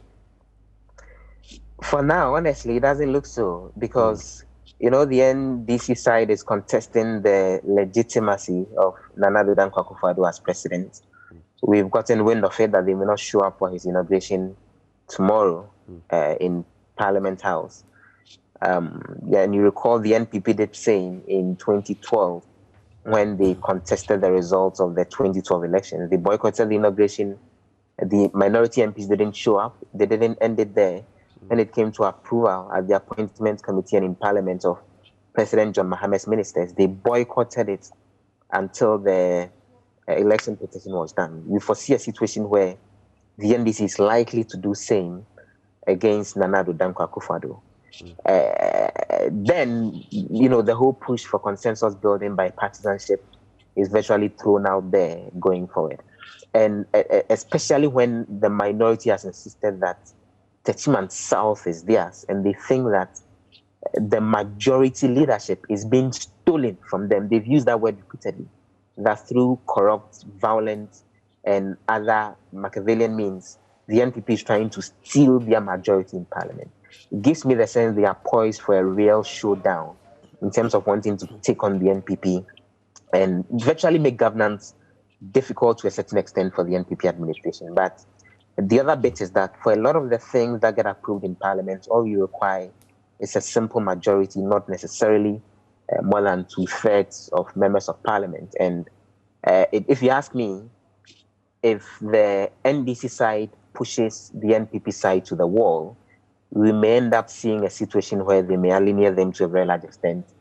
Because I get the sense that whether you have a 60-plus working majority as it exists in the current parliament, or you have a single majority as will exist in the 8th parliament, all you need is control of the leader of government business, who is the majority leader, and the speaker, who, once he's on your side, if the NPP thinks that they don't have the figures in the House, they postpone the vote until a time when they're able to marshal their figures. If they think the House needs to vote on something and the processes would not favor them, they are gen sitting until the next time.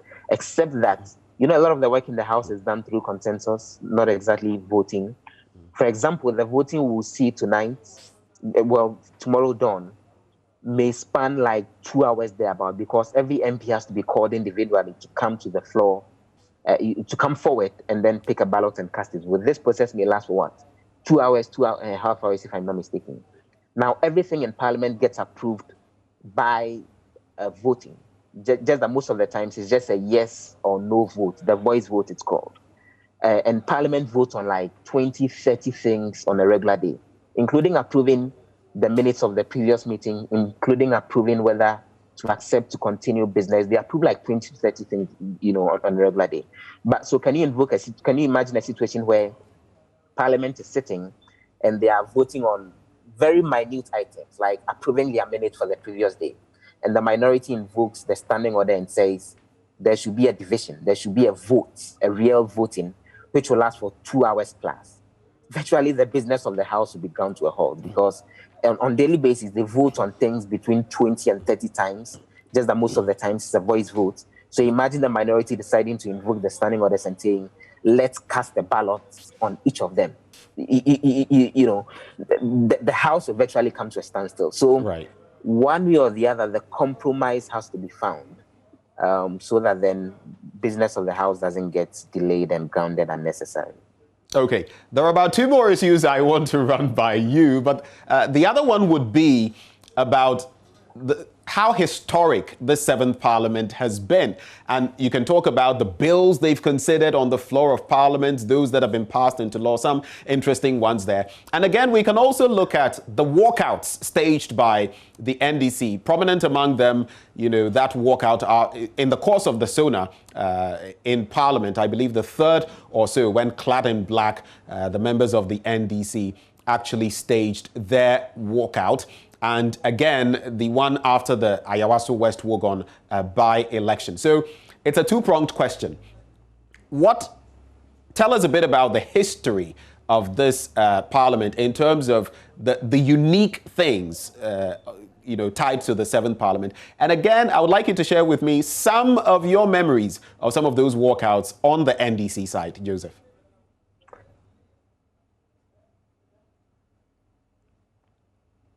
Okay, so we've actually lost Joseph via Zoom. Unfortunate. I had wanted us to wrap on some of those issues. But don't you forget that we're going to offer you the opportunity to also get interactive with us at some point. Share with us your assessment of the 7th Parliament as it wraps up today. And we'll be rolling out the numbers you can actually call. Okay, so we have Joseph back. And so I don't know whether you heard me earlier, but so very quickly, I want you to look at what stands out when it comes to the 7th Parliament of the 4th Republic. And again, the walkouts. What are your memories of those walkouts that were staged by the NDC in the course of this Parliament? It appears we've lost Joseph again. That would have been a nice way to wrap up this conversation. But you can go ahead and share with us your assessment of the Parliament as it ends today. It will be dissolved at exactly midnight. A minute after that, processes follow so that those who are members of the 8th Parliament, some of them returnees, some of them first-timers, will actually be sworn in, after which they are going to vote for a speaker and his or her deputies. At least with the names we have now, it's going to be a he, because we have, the current Speaker of Parliament, Right Honourable Aaron Michael Quay, Professor, of course, and we also have Alban Sumana Bagbin, who's also on the NDC side. So that is what the picture looks like.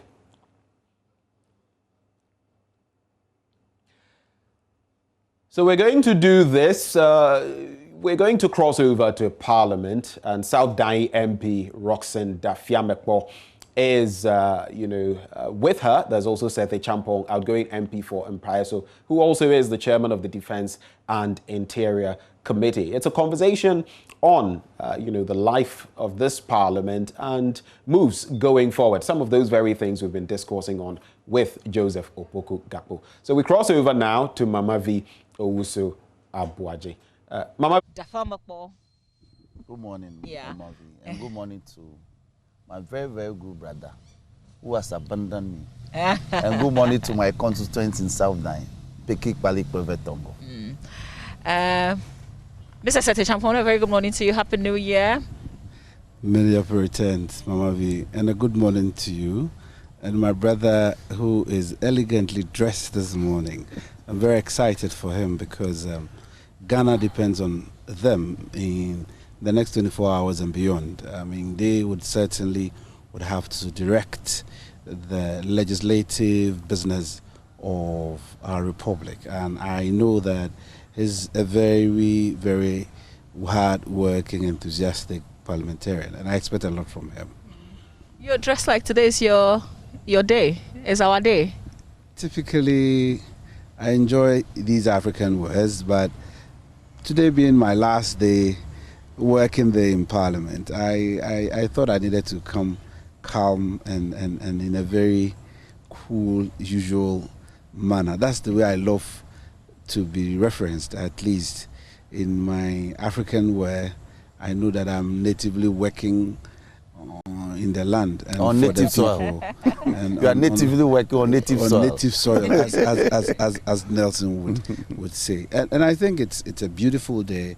The ambience, typically, I'm happy that we are on the lawns, and it demonstrates how beautiful our state house is. And this precincts of Parliament is a place that I would always love to showcase because it's a beautiful edifice. And I'm proud as a Ghanaian we have a place like this. I've traveled across West Africa. I've seen most of the parliaments that we have. Ghana is so unique and so beautiful. All right, so let's start the conversation. I want to start with the State of the Nation address. And it's good because you are on the Defence Committee of Parliament. He's the chairman. Exactly. Last day as chairman of the Defence Committee. One of the things that the minority raised, the attention, you brought this to bear, and I think we also observed as persons who were in Parliament for the State of the Nation address. Too much security, isn't there? I mean, from all corners, it extends. What kind of intelligence did they pick up that even this morning we can see lots of security here? Thank you very much. I think it is prudent that the stability of this country is kept properly, and whoever is in control must ensure that within these few hours of transition, we must ensure that the state is fully secured so we don't have any kind of upsets or events that would return us away from this beautiful dispensation that we find ourselves in. The Fourth Republican dispensation is something all Ghanaians cherish, and it is about the longest lasting Republican constitution that we as a people have decided to work with, and we are still working with. So we will take no chances at all. We must ensure that the state is in full control of herself. Do we need these men doing something else this morning? After all, what's happening in Parliament today? Mind you, this is a strategic state asset, and so we need to ensure that it gets the full attention that it deserves. And for me, it is not a normal season. Midnight of the 6th, those of us who got sworn in to Parliament on this midnight of the 6th entering the 7th of January 2017, our mandate as reps of the people expires. My colleagues who have been elected into office would appear before the chairperson of the first meeting of the 8th Parliament, which would be the clerk. None of them would have taken an oath. We would have no speaker at a time. It would have to be nominated by either caucuses for a decision to be taken before my colleagues are sworn in before the speaker who they so elect. And so you realize that the constitutional processes allows for some gaps. Now, to fully protect those gaps, you must ensure that you have put all necessary precautions on ground. So, mind you, this country since 1957 have gone through 4 republics. It must tell you a story. And so any person managing public safety is guided by such history and must ensure that we continue in this beautiful dispensation. Well, he sounds convincing, Mr. Dafamapo, in terms of the heavy security presence that we still see in Parliament. Not at all. I was here 4 years ago. It's a very senior member of the House. Even though I'm sad, he's very experienced, very, very erudite on a lot of sectors, including security and intelligence, and defense and interior. And he's a friend, but he misses the point. And the point he raises is that you do not speak of the fact that there shouldn't be security, but the concern is about the heightened level. So what informs that a year ago when we had SONA, what was the level of security? And don't forget, we have a police presence on the presence of Parliament. In fact, the police presence has been elevated from a district status to a divisional status. So they have enough men. But we don't simply see a higher number of policemen.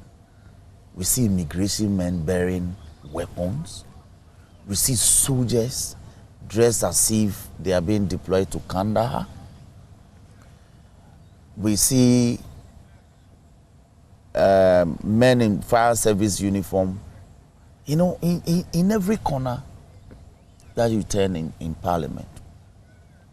And so we're asking that this being the last SONA of the President's first term, what informed this level of heightened security, preparedness?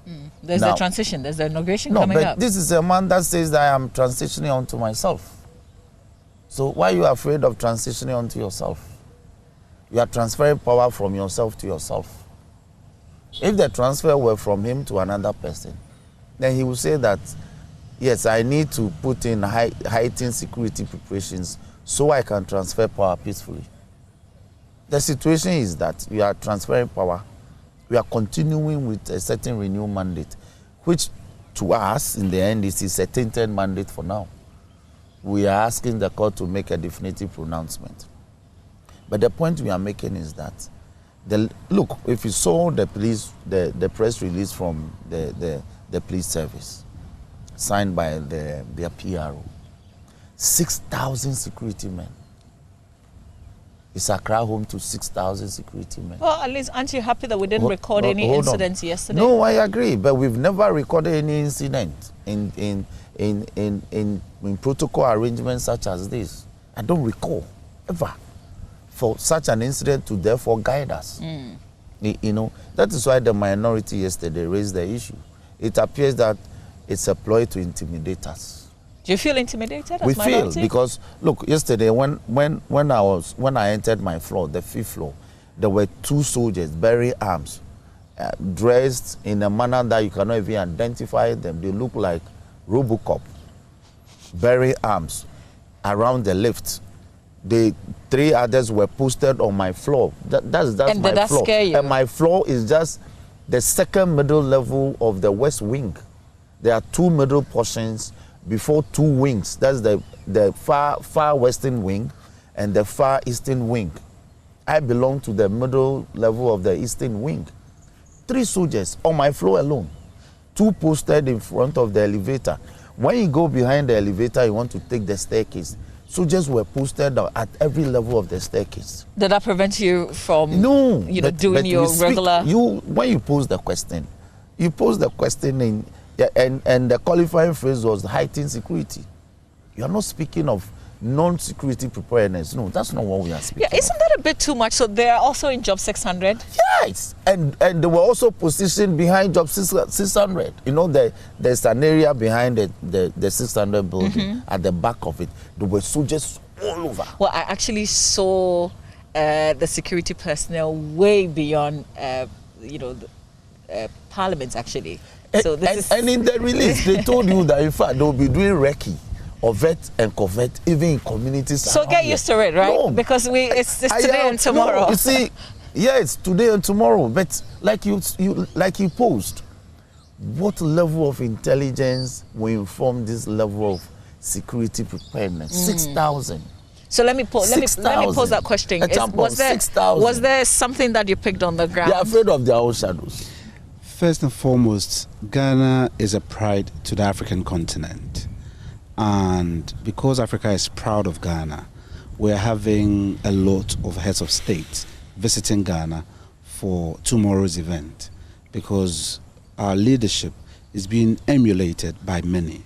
And mind you, this 2020 elections is teaching us a new lesson in our democracy. There are a couple of disputes which is taking us through the proper adjudication processes, and I know a couple of them have started already. So in view of the nature of the last general elections and its aftermath incidents, I am not so much surprised as to the deployment of security. Mind you, for the first time, 2020 general elections called for over 62,000 security personnel. Very, very unique. It's never happened. Yeah, but it still didn't prevent us from recording the incidents that we've recorded. People were killed. So that should tell you, prior to that, we were offered the flashpoints, over 6,000 flashpoints. So it should speak to any person doing analysis of our public safety to have at the back of their mind that there's a bit of agitation in the system, and so you must take good caution. Okay. And so these are the building blocks. I'm to say this because besides all that is happening, mind you, after the last elections, your good selves have been recording a lot of misunderstanding on our streets, and it is not typical of post-elections. We've had post-elections misunderstandings. We've seen the police go to court to prevent the NDC from further hitting the streets. Finally, the NDC... I don't want to label it NDC. John Mahama has gone to court with a petition. So haven't we gone beyond that? John Mahama is gone to court. Some citizens may not be at the watch of John Mahama overnight by the second. We must ensure that nobody takes the state unaware. Okay. So whatever presence you find, it is as to what the public safety managers find appropriate. Okay. It may be unfortunate, but we've lived in this republic under certain era, which may not be this era. We had more security presence than we are having now. Yeah, but we've moved on beyond that. Yes.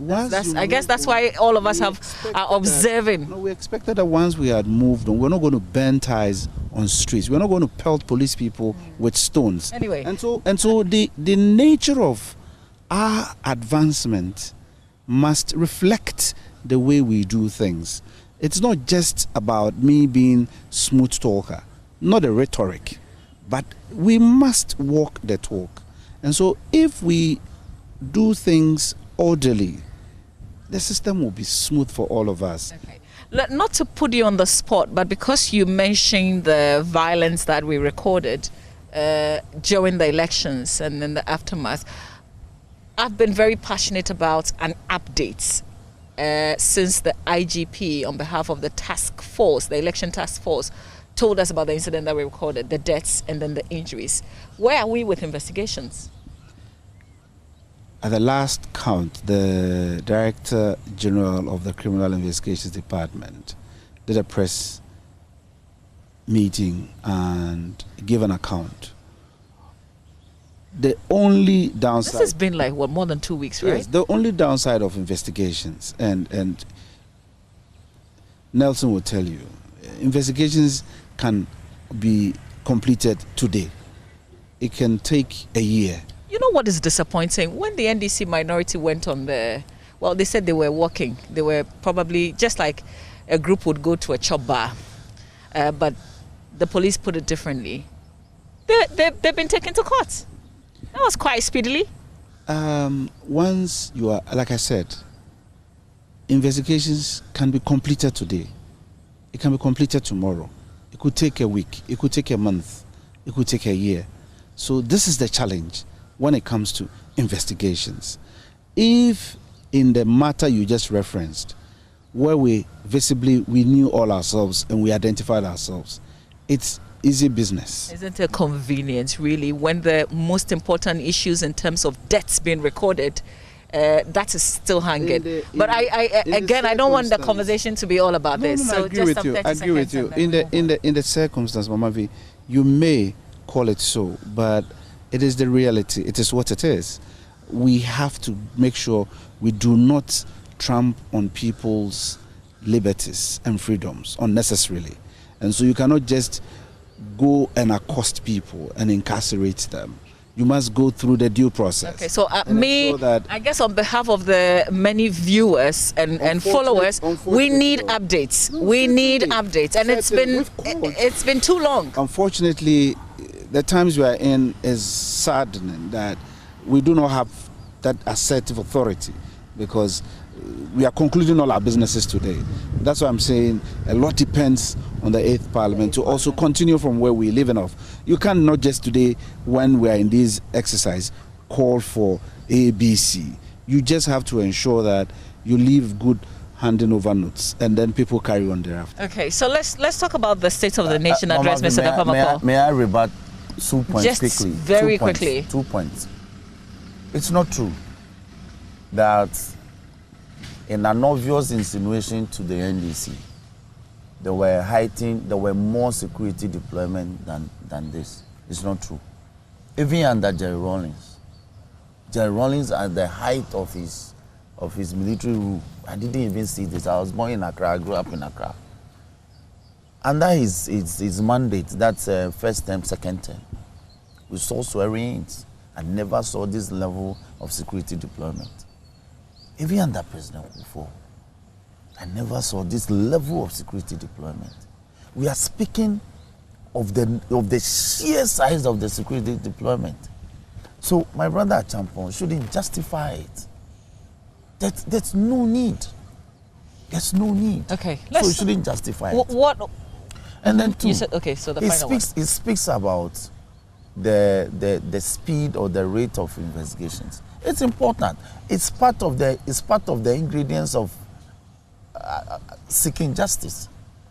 If it takes forever for investigations to be conducted, it means that the state is not interested in prosecuting your matter. Meanwhile, like you said, a mere semblance of a walk to a choba has attracted the criminal summons. But except that you're not going to a choba. A semblance. That's why I said semblance. And I'm borrowing from your expression. All right, a group of people walking on the street to present a mere petition is landed that's in court. All right, with such alacrity. So I agree with you. Why are we not exhibiting similar level of alacrity in investigating and prosecuting such other matters? That is why, you see, justice must not simply be seen to have been done, but it must be manifestly done. Okay. The level of manifestation is missing. What worked for you with the State of the Nation? Initially, we thought the minority wouldn't show up, but you did. And you listened, you sat through the presentation. What worked for you? Well, pretty the point where he asked for a minute silence for the departure of my founder, their friend, my founder, but their friend. That was good. It means the protocols, the affairs of the protocol arrangements and of the affairs of states is in order. Like I hinted yesterday, I expected him to speak about the violence before the elections and during and after. He glossed over it. What he did was to address the supposed violence emanating from our announcement of disagreement of the pronouncement of the or declaration of the presidential results. But that matter, it's at rest now. We are in court. But the NDC is saying that that will not detract from the fact that we have the right to demonstrate. You saw that the police have gone to court with an ex parte motion to practically bar us from any form of staging public protest anywhere in the Greater Accra. We haven't seen you react legally beyond your commentary. Yes, you see, because these are the characteristics of a police state. Clearly, these are things that we do in a typical dictatorial regimes. We permitted them to do all manner of things in 2012, in 2016. So you're disappointed that he did mention the protests and the violence recorded and ascribe them to my flag bearer. Okay, but he didn't talk about the violence during the election. Yes, that erupted in several areas. Okay, so I see that what really impressed you was just the first bit, the minute silence for Jerry John Rawlings, and that's it. It's an account and a supposed account of his stewardship. It talks of an improved economy, when the accounts clearly show that this economy is in regression. I am not saying that their own account says the economy is growing at a negative rate. Well, but wasn't that also because, and he did mention it, COVID-19, nobody saw it coming. Do you know how much money they came to Parliament to take to manage the COVID situation? We've seen other countries still battling with the COVID-19. No, but other countries are making steady progress. Are they? Yes. When you say steady progress, what exactly do you mean? At least appreciable growth rates. Some are recording 3%, some are recording 3.5%. Ours is in the negative. I am not saying it's their own figures. They took so much money. And when we ask them to even account for how they apply the money, it becomes a problem. It becomes a problem. Okay, so that's your... and yet the same man says within the same period, one of his flagship policy programs, Planting for Food and Jobs, was excellently executed. Oh, he says that there's abundant food. He will know. If he had been properly apprised, he would know that every day over 50 trucks cross the border at Paga, at Hamley, all right, and enter the Republic of Ghana with tomatoes from Burkina Faso. Hasn't that, it's always been the story, hasn't it? I don't know the number of trucks. But the man is saying because of his Planting for Food and Jobs, we are rather a net exporter of tomatoes and other foodstuffs. I didn't say it, it said it. But the reverse is the situation. We still import tomatoes. Mama V, the man refused to speak of our public debt portfolio. It's almost 300 billion from a low of 120 billion within 4 years. Champion is quiet. Oh, because should I take the microphone to him? No, he's happy that didn't come up. He's happy that didn't come up. Because this were a group of people who ascended to power on the sheer mantra of excessive borrowing on the part of the NDC. So for me, like the minority leader said, we wish we could defer the debate to another day, but we simply don't have time within the constitutional arrangement. And so platforms such as this will offer us the opportunity to give up bits and pieces of it. Great. Okay, so you've listened to him. He makes there's a lot of meaning in what he said. Why not? Because that is the line of thought. So definitely once he's thinking in such lines, he will say stuff like that. The point must be made, and we must give praise where praise is due. I think planting for food and jobs have come to help. The last time this country successfully undertook on a program like that was under General Kutu Echampong, Operation Feed Yourself, where this country was that much successful with its agri policies. And I must admit that this economy is primarily an agrarian economy. And so for the president to continue to hammer on us doing our best to sustain planting for food and jobs is critical. Our population keeps increasing. Unfortunately, there's this mythical, notion in our up-and-coming youth that there is some established white-collar businesses all over. We do not have them. So the earlier we begin to preach the reality to our people, the better. So for me, planting for food and jobs is one of the areas where we can encourage value addition. We can encourage those who have the interest into going into agric. And so that must be a come to stay statement. Yeah, but the reality is that is not feeding all of us right now. Mama V, because we are a liberalized economy, we have the freedom to choose what we want. I, in the last decade, have told myself that I would only feed on locally grown Ghanaian rice. And I eat apupa rice. And I enjoy it from Avaime. It is nutritious, it is healthy, unlike the imported ones you may not know stayed in warehouses for more than several years. I don't want to destroy somebody's business. But the most important thing for me is that we need to encourage ourselves to participate in homegrown businesses. Let me say this. Former President John Dramani Mahama, a good advocate of us patronizing homemade business and homemade products.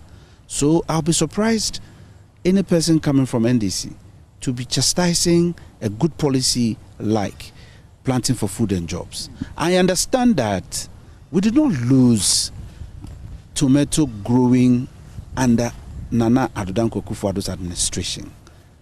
As a young man after sixth form, when I was posted to go to do my national service in Navrongo, I knew of the Tono irrigation dam of Aiko, where we were planting tomatoes in Tono, and in Bolga area via we're doing major irrigation and planting tomatoes.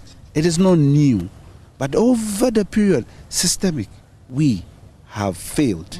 And so any policy to revive and bring back the lost period and the lost glory must be hailed and must be praised. So I am forever in tune with the president, and I would promote Made in Ghana, and this is one of the best ways in promoting Made in Ghana. Okay.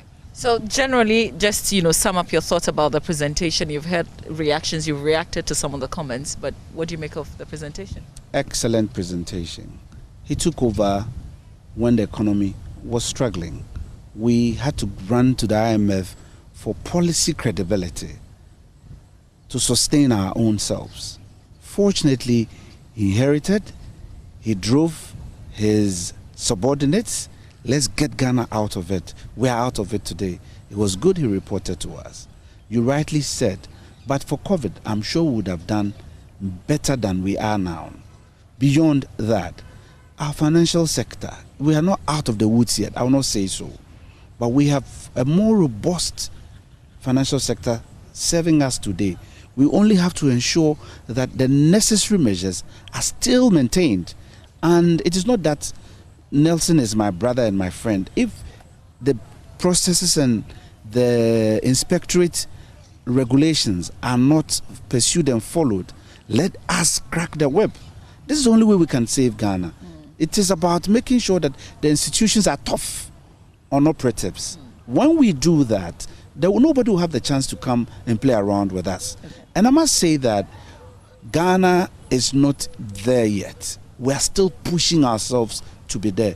But we cannot say we haven't done well. We have been good to ourselves, and we have done much, much better. We've improved upon a lot of the things that we're doing.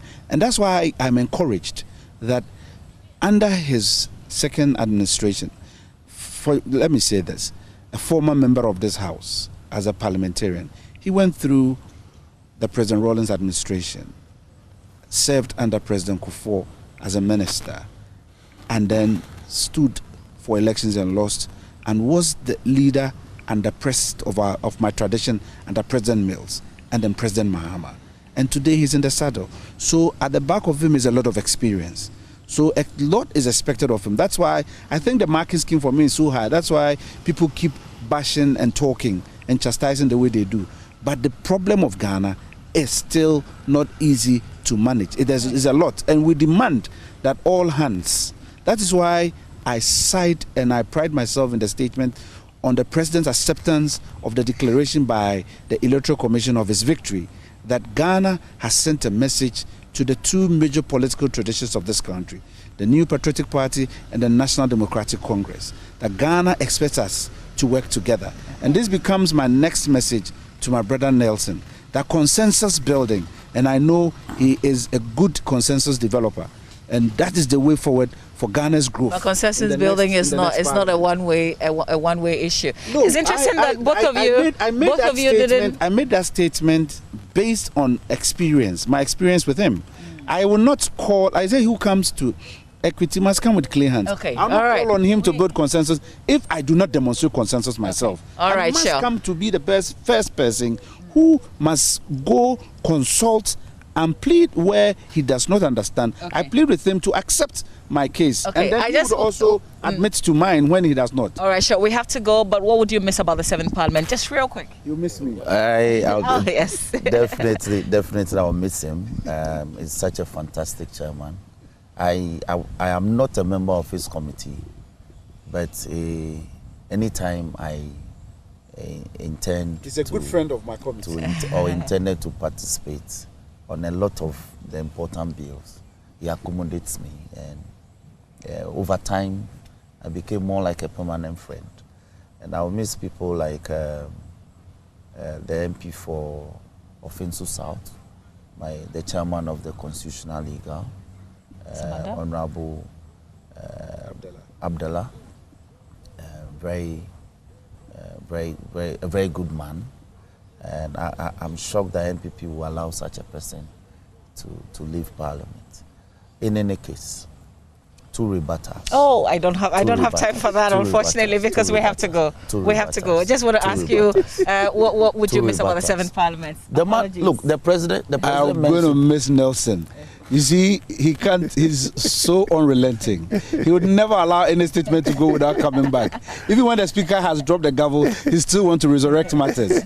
But that is Nelson for you. And that's the beauty of democracy. We must allow everybody to have their say. We say in this chamber that the majority will have their way, the minority will have their say. And so we must allow him to have his last word. And I'm happy that, but I'll miss Parliament. I must admit. I mean, I'm human. You've lived here for the last 12 years, and you come make new friends, and you work, and you move on. That is a natural part of it. But hey, we have to move on. Is there a party? Oh, certainly. I'll invite you. You know, I'll not let you. After the Christmas, I swerved, but this time I'm open.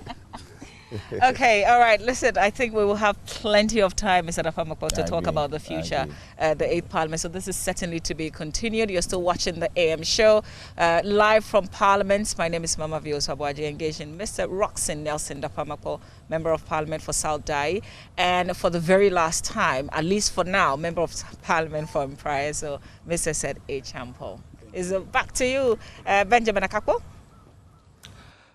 Well, thank you very much, Mama V. Very interesting conversation that went on there. So things are shaping up, I should say, for tonight as we get into the dissolution of the 7th Parliament. And that is why we're giving you all the nitty-gritty with regard to happenings. But from here, we're going to be having a conversation with some key people about the life of this Parliament and what to look forward to in the 8th Parliament, an assessment basically of what we've seen over the course of these 4 years. Professor Kwabena Safo Kantanka, he's a senior research fellow with Odikro, and there's Samuel Obeng, who is Executive Director, Parliamentary Network Africa. Gentlemen, a very good morning to you. Welcome on the AM show.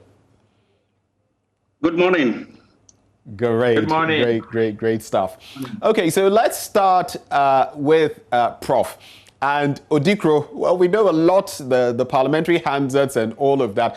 A lot that you have to offer. You've been following Parliament for a long time. What would be your assessment of the 7th Parliament of the 4th Republic? Thank you very much. Let me say good morning to our viewers and to your team. In fact, you are doing a great job. Well, it becomes quite difficult for somebody to put a hand on the performance and grade the 7th Parliament.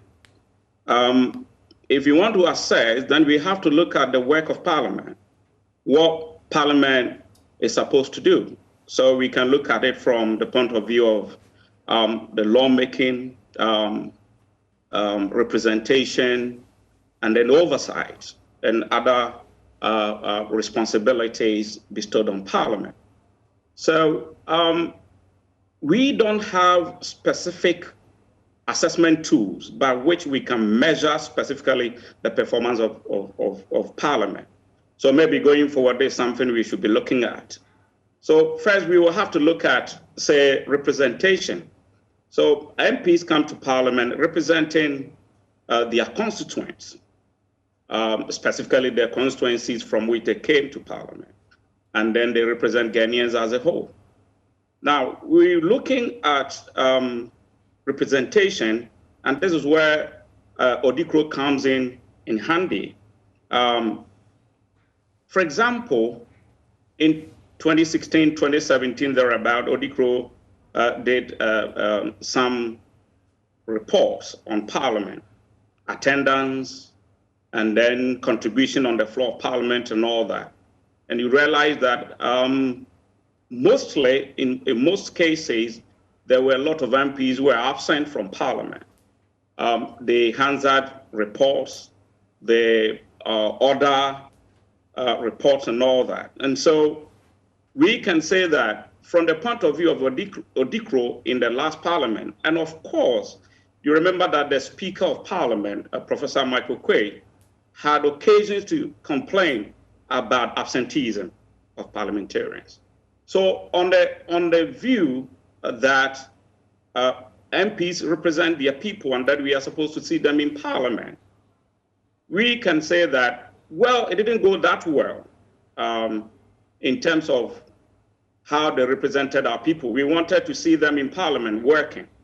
But of course, we have to also come in and say that the majority of the MPs who were absent from Parliament were those who were ministers. So, for example, in 2016, there was one particular MP who was a regional minister, and he had absented himself from Parliament on about over 100 times. So the question was whether you are going to be able to blame him for being absent from Parliament, because he was also doing his regional work as a regional minister. So it's sometimes quite difficult to also complain about those MPs who are ministers who absent themselves from Parliament, because sometimes they have genuine concerns about being absent. Of course, the rules of Parliament, of engagement, will tell you that if an MP, whether a minister or not, wants to absent himself or herself from Parliament, there are procedures. They need to seek leave of the Speaker.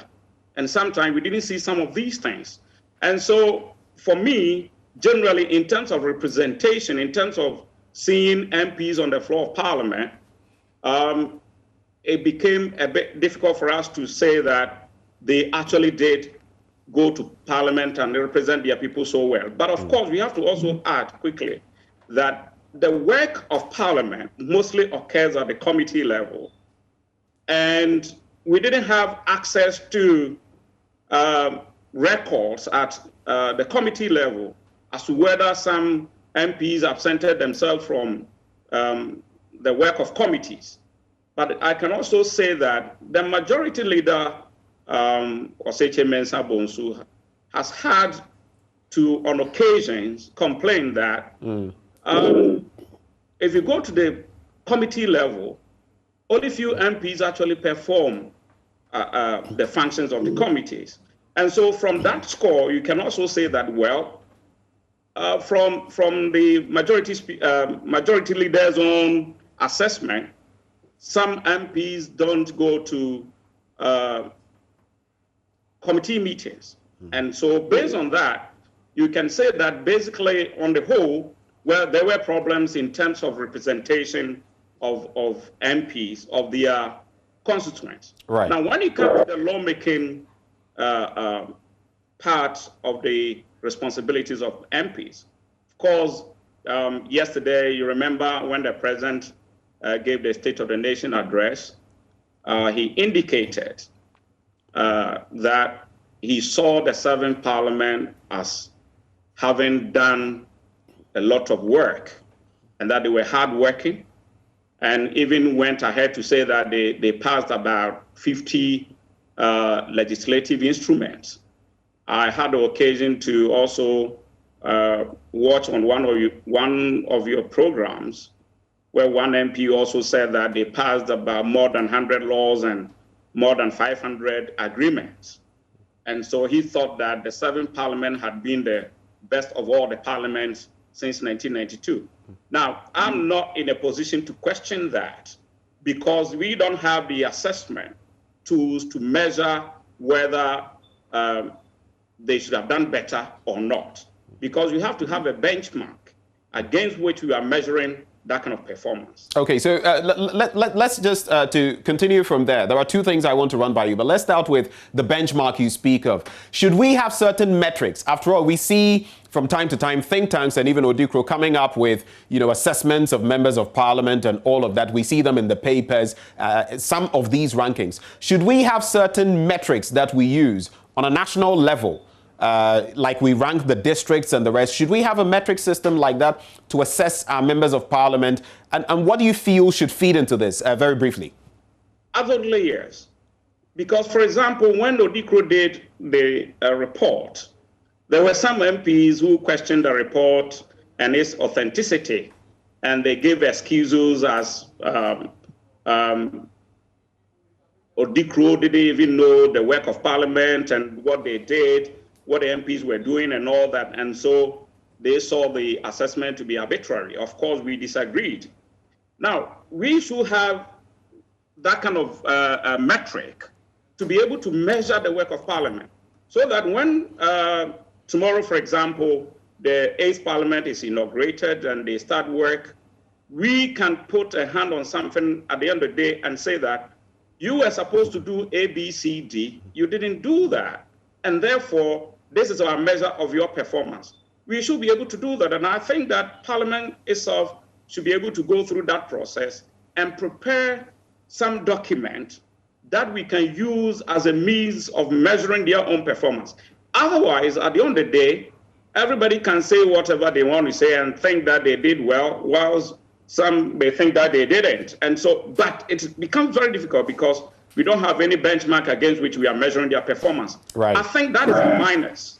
Right. If you are talking about the work of Parliament. If we as citizens can monitor and measure and understand the work of Parliament and say that, well, they have done well, then we need that kind of benchmark.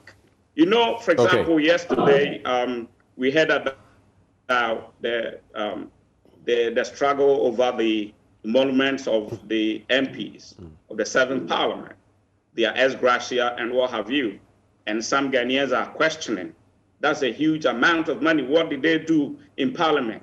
So the question is, how can an individual also measure the performance of an MP and say that they do not deserve what they are asking for? So if we have that kind of benchmark, the metrics to measure the performance of MPs, then we will be in a position to say that, well, maybe they even deserve more than they are asking for. Okay, Prof, I would have you hold it right there.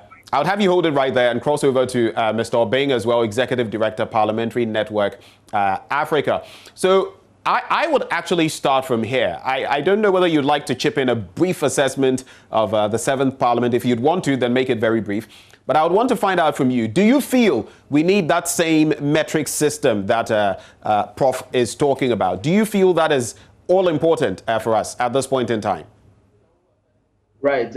Thank you. Thank you very much, Benjamin. And Prof was spot on in his assessment of the 7th Parliament. And in fact, he spoke about the 3 main functions of Parliament and how, you know, in his assessment, Parliament had performed in that particular regard: legislation, representation. And I want to emphasize a bit on the oversight side of Parliament. I think that whereas our current Parliament did an awesome job when it comes to legislation, because so many laws were passed, so many allies were actually seen through and all of that, we didn't see, you know, too much of the oversight functions that Parliament had to play. And this also happens because of the huge gap that existed between the majority side and the minority side. So with 169 as against 106, you always had, you know, members of Parliament issuing the mantra, the minority will have their say, the majority will have their way all the time, and having their way meant that they stick into the executive branch and, you know, essentially not doing much to hold them to account. So the oversight function of our Parliament did not go too well. And I think that if there is one thing that makes me excited about the current numbers for the 8th Parliament, it is because it may eventually lead to some greater level of oversight of the legislative you know, responsibilities of Parliament, oversight of the executive branch, you know, going forward. But on the bit about the assessment, just like Prof had indicated, Parliament were not very happy with some of the assessments that had come from various organizations. You know, as you may know, for us also at Parliamentary Network Africa, working with the other parliamentary monitoring organizations, you know, periodically at the end of every meeting of Parliament, we organize what we call the Crystal Ball series, and we do a general assessment of what has happened in Parliament and all of that. There's been some assessments by other think tanks, there have been some assessments by, you know, academicians and all of that. And Parliament, on one particular day, had a member of Parliament make a statement in the House condemning the assessments that have come from citizens, the media, civil society, and all of that, and called on the institution of Parliament to come out with the metric, you know, for the proper assessment of Parliament, as they put it then. The Right Honourable Speaker on that day referred the issue to the Constitutional, Legal and Parliamentary Affairs Committee of Parliament, and asked that this committee deals with the matter and reports back to the House. Parliament is dissolving today. The committee has done, you know, absolutely nothing about this particular referral, and so it's essentially dying with it. Of course, we heard the likes of the Ministry of Parliamentary Affairs pledge that they were going to support the committee to be able to do this. We had the likes of the Westminster Foundation for Democracy bring down, you know, some experts to be able to see how they can. So in a nutshell, Mr. Obeng, are you for such a metric system? And maybe in addition to that, do you feel it's something we can do so that if it's concrete enough, if the assessment is accepted by the members of Parliament and generally there's a consensus in the country, then we could even say that when it comes to voting at the end of every 4 years, people can look at some of these metrics and say, my parliamentarian performed, my parliamentarian did not perform, and so based on that, vote. Do you think we need that metric system and that it could impact votes in this way? By all means, we need it. By all means, you know, and I must say that the works that, you know, parliamentary monitoring organizations like ODICRO, like us at PN Africa, like CDD and Co, and some of the tertiary institutions do are so critical, you know, to make sure that Parliament is actually acting based on, you know, the mandate that it has been given. However, we are of the opinion that this metric must not unilaterally developed by Parliament. You know, you cannot just, you know, set your own questions and essentially seek to answer them. It must be inclusive. And that is why we were calling consistently for the Constitutional, Legal and Parliamentary Affairs Committee to be consultative, you know, in the referral that it had been given. Unfortunately, this had fallen on ice and it didn't pull through. Obviously, that referral will no longer hold as we go into the 8th Parliament because it will die with the 7th Parliament. Okay. But yes, this is one of the areas that we must immediately start to advocate with the new parliament to make sure that there is some level of acceptability of a matrix, which is compliant with universal best practices, things like the Declaration of Parliamentary Openness and what have you, so that we can ensure that the work of parliament is done, in a way that members of the public can see, analyze, assess, and reward or punish. Okay, I would have to hold you right there, Mr. Obeng. Thank you very much. But let me wrap up with Prof on this one, and I'll give you an opportunity, Mr. Obeng, to wrap up as well. Prof, very quickly. Now, one thorny issue you raised has to do with parliamentarians not showing up in Parliament, partly because they are ministers and all of that. Do you feel, and now there's a constitutional provision that even suggests that some ministers ought to, a proportion of the ministers ought to come from Parliament. Do you think it's high time we looked at that to tweak it a bit? What do you think? I think so. Absolutely so. Especially, for example, for the 8th Parliament, I believe the government is going to find it quite difficult to function, though it will be able to function. For example, you are supposed to have the majority of your ministers to come from Parliament. And then here we are, we have 137 MPs for both the NPP and the NDC. And so the president needs to look at how he's going to get the majority of his MPs to be in Parliament and perform the functions of Parliament. And therefore, what I see going forward is that my suggestion, for example, if I should say so, will be that we will have to reduce the number of ministers. We have to reduce the number of ministries. And if you reduce the number of ministries and you get the majority of MPs from Parliament, it means the number reduced. But the higher the number of ministers, the higher the number of MPs who will become ministers. Okay. So that should tell us that we need to do something about the constitutional provision that says that the majority of ministers will come from Parliament. Actually, Odikro suggested this in one of the reports and said that we needed some kind of review of that provision so that the president will have the chance of appointing ministers out of Parliament. Assuming tomorrow we have a government that has a minority in Parliament, what happens then? So, for example, it's possible that one day we will wake up after elections and we have, say, the opposition having the highest number of MPs in Parliament, if you like, forming the majority. And then you have the ruling government having a minority in Parliament. It works elsewhere. What is the president going to do? How are appointments going to be made? So, Prof, we're going to have to end it here for lack of time, but I think the thrust of your message is well made. Just to be fair, Mr. Obeng, I'll give you some 30 seconds to reflect on same, and then we can wrap it up. Mr. Obeng, very quickly, sir. No, absolutely. I mean, the constitutional provision that allows for more than 50% of ministers to be selected from Parliament is weakening the legislative branch, and we must deal with it, head on. And yes, this last year, 2020, elections, COVID has taught us that these are, real situations that actually can affect, the work of Parliament, and for which reason we must take advantage of the new composition of this 8th Parliament, the fact that both, parties will have equal stake, almost equal stake in all of this, to make sure that we tweak all of the loose ends of our parliamentary democracy so that Parliament can serve the people better. Right. I'd like to say a big thank you to you, gentlemen. Samuel Obeng, Executive Director, Parliamentary Network Africa, and of course, Professor Kantanka with Odikro. He's a senior research fellow with Odikro. Well, that's how we wrap this end of the conversation. Of course, we'll be bringing you more coverage from Parliament as the 7th Parliament is dissolved and the 8th Parliament kick-starts. But right now, it is time for Showbiz with Kadi. That is up next on the AM show. Stay with us.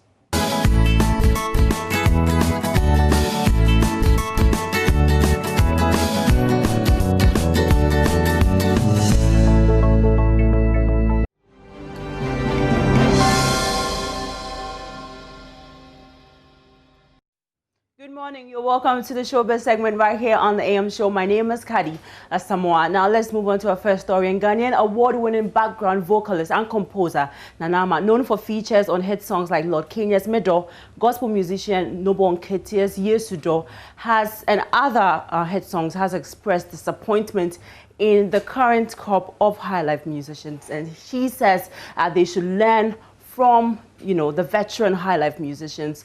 And about Amachidede crowning Kwame Eugene as high life king, she had something to say about that.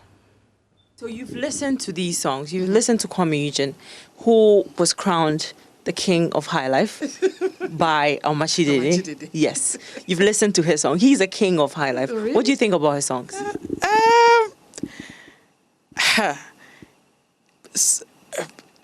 Well, some of these songs doesn't test it. I mean, it doesn't last for long compared to, I mean, when you should play Amachidede, Debi now, you would just stand up and dance. Can you compare any of the songs from these high life veterans to songs that Kwame Eugene has done? No. Not compare, but do you get the high life feel? I think there's more for him to learn. I mean, he still has it. He is very young, very energetic. That I don't think something should stop him from going to the legends like Amachidede, Pat Thomas, to learn from them and add it to what he's doing. Because adding to what he's doing will take him far. I mean, I've seen a couple of his live performances, and he's very energetic on stage. So with him, my small girl likes him, loves him a lot. He's always like, "Mommy, Kwame Eugene is my boyfriend." I'm so okay, that is you. Anytime they hear his music, I'm not feeling it. No, I'm not feeling the high life in it that much. Yeah. That's what I can say. Because when you listen to Kofi Kenyatta is doing his own thing. Lyrically, he's very good, fantastic. When it's high life, it's high life. We should not add something to high life.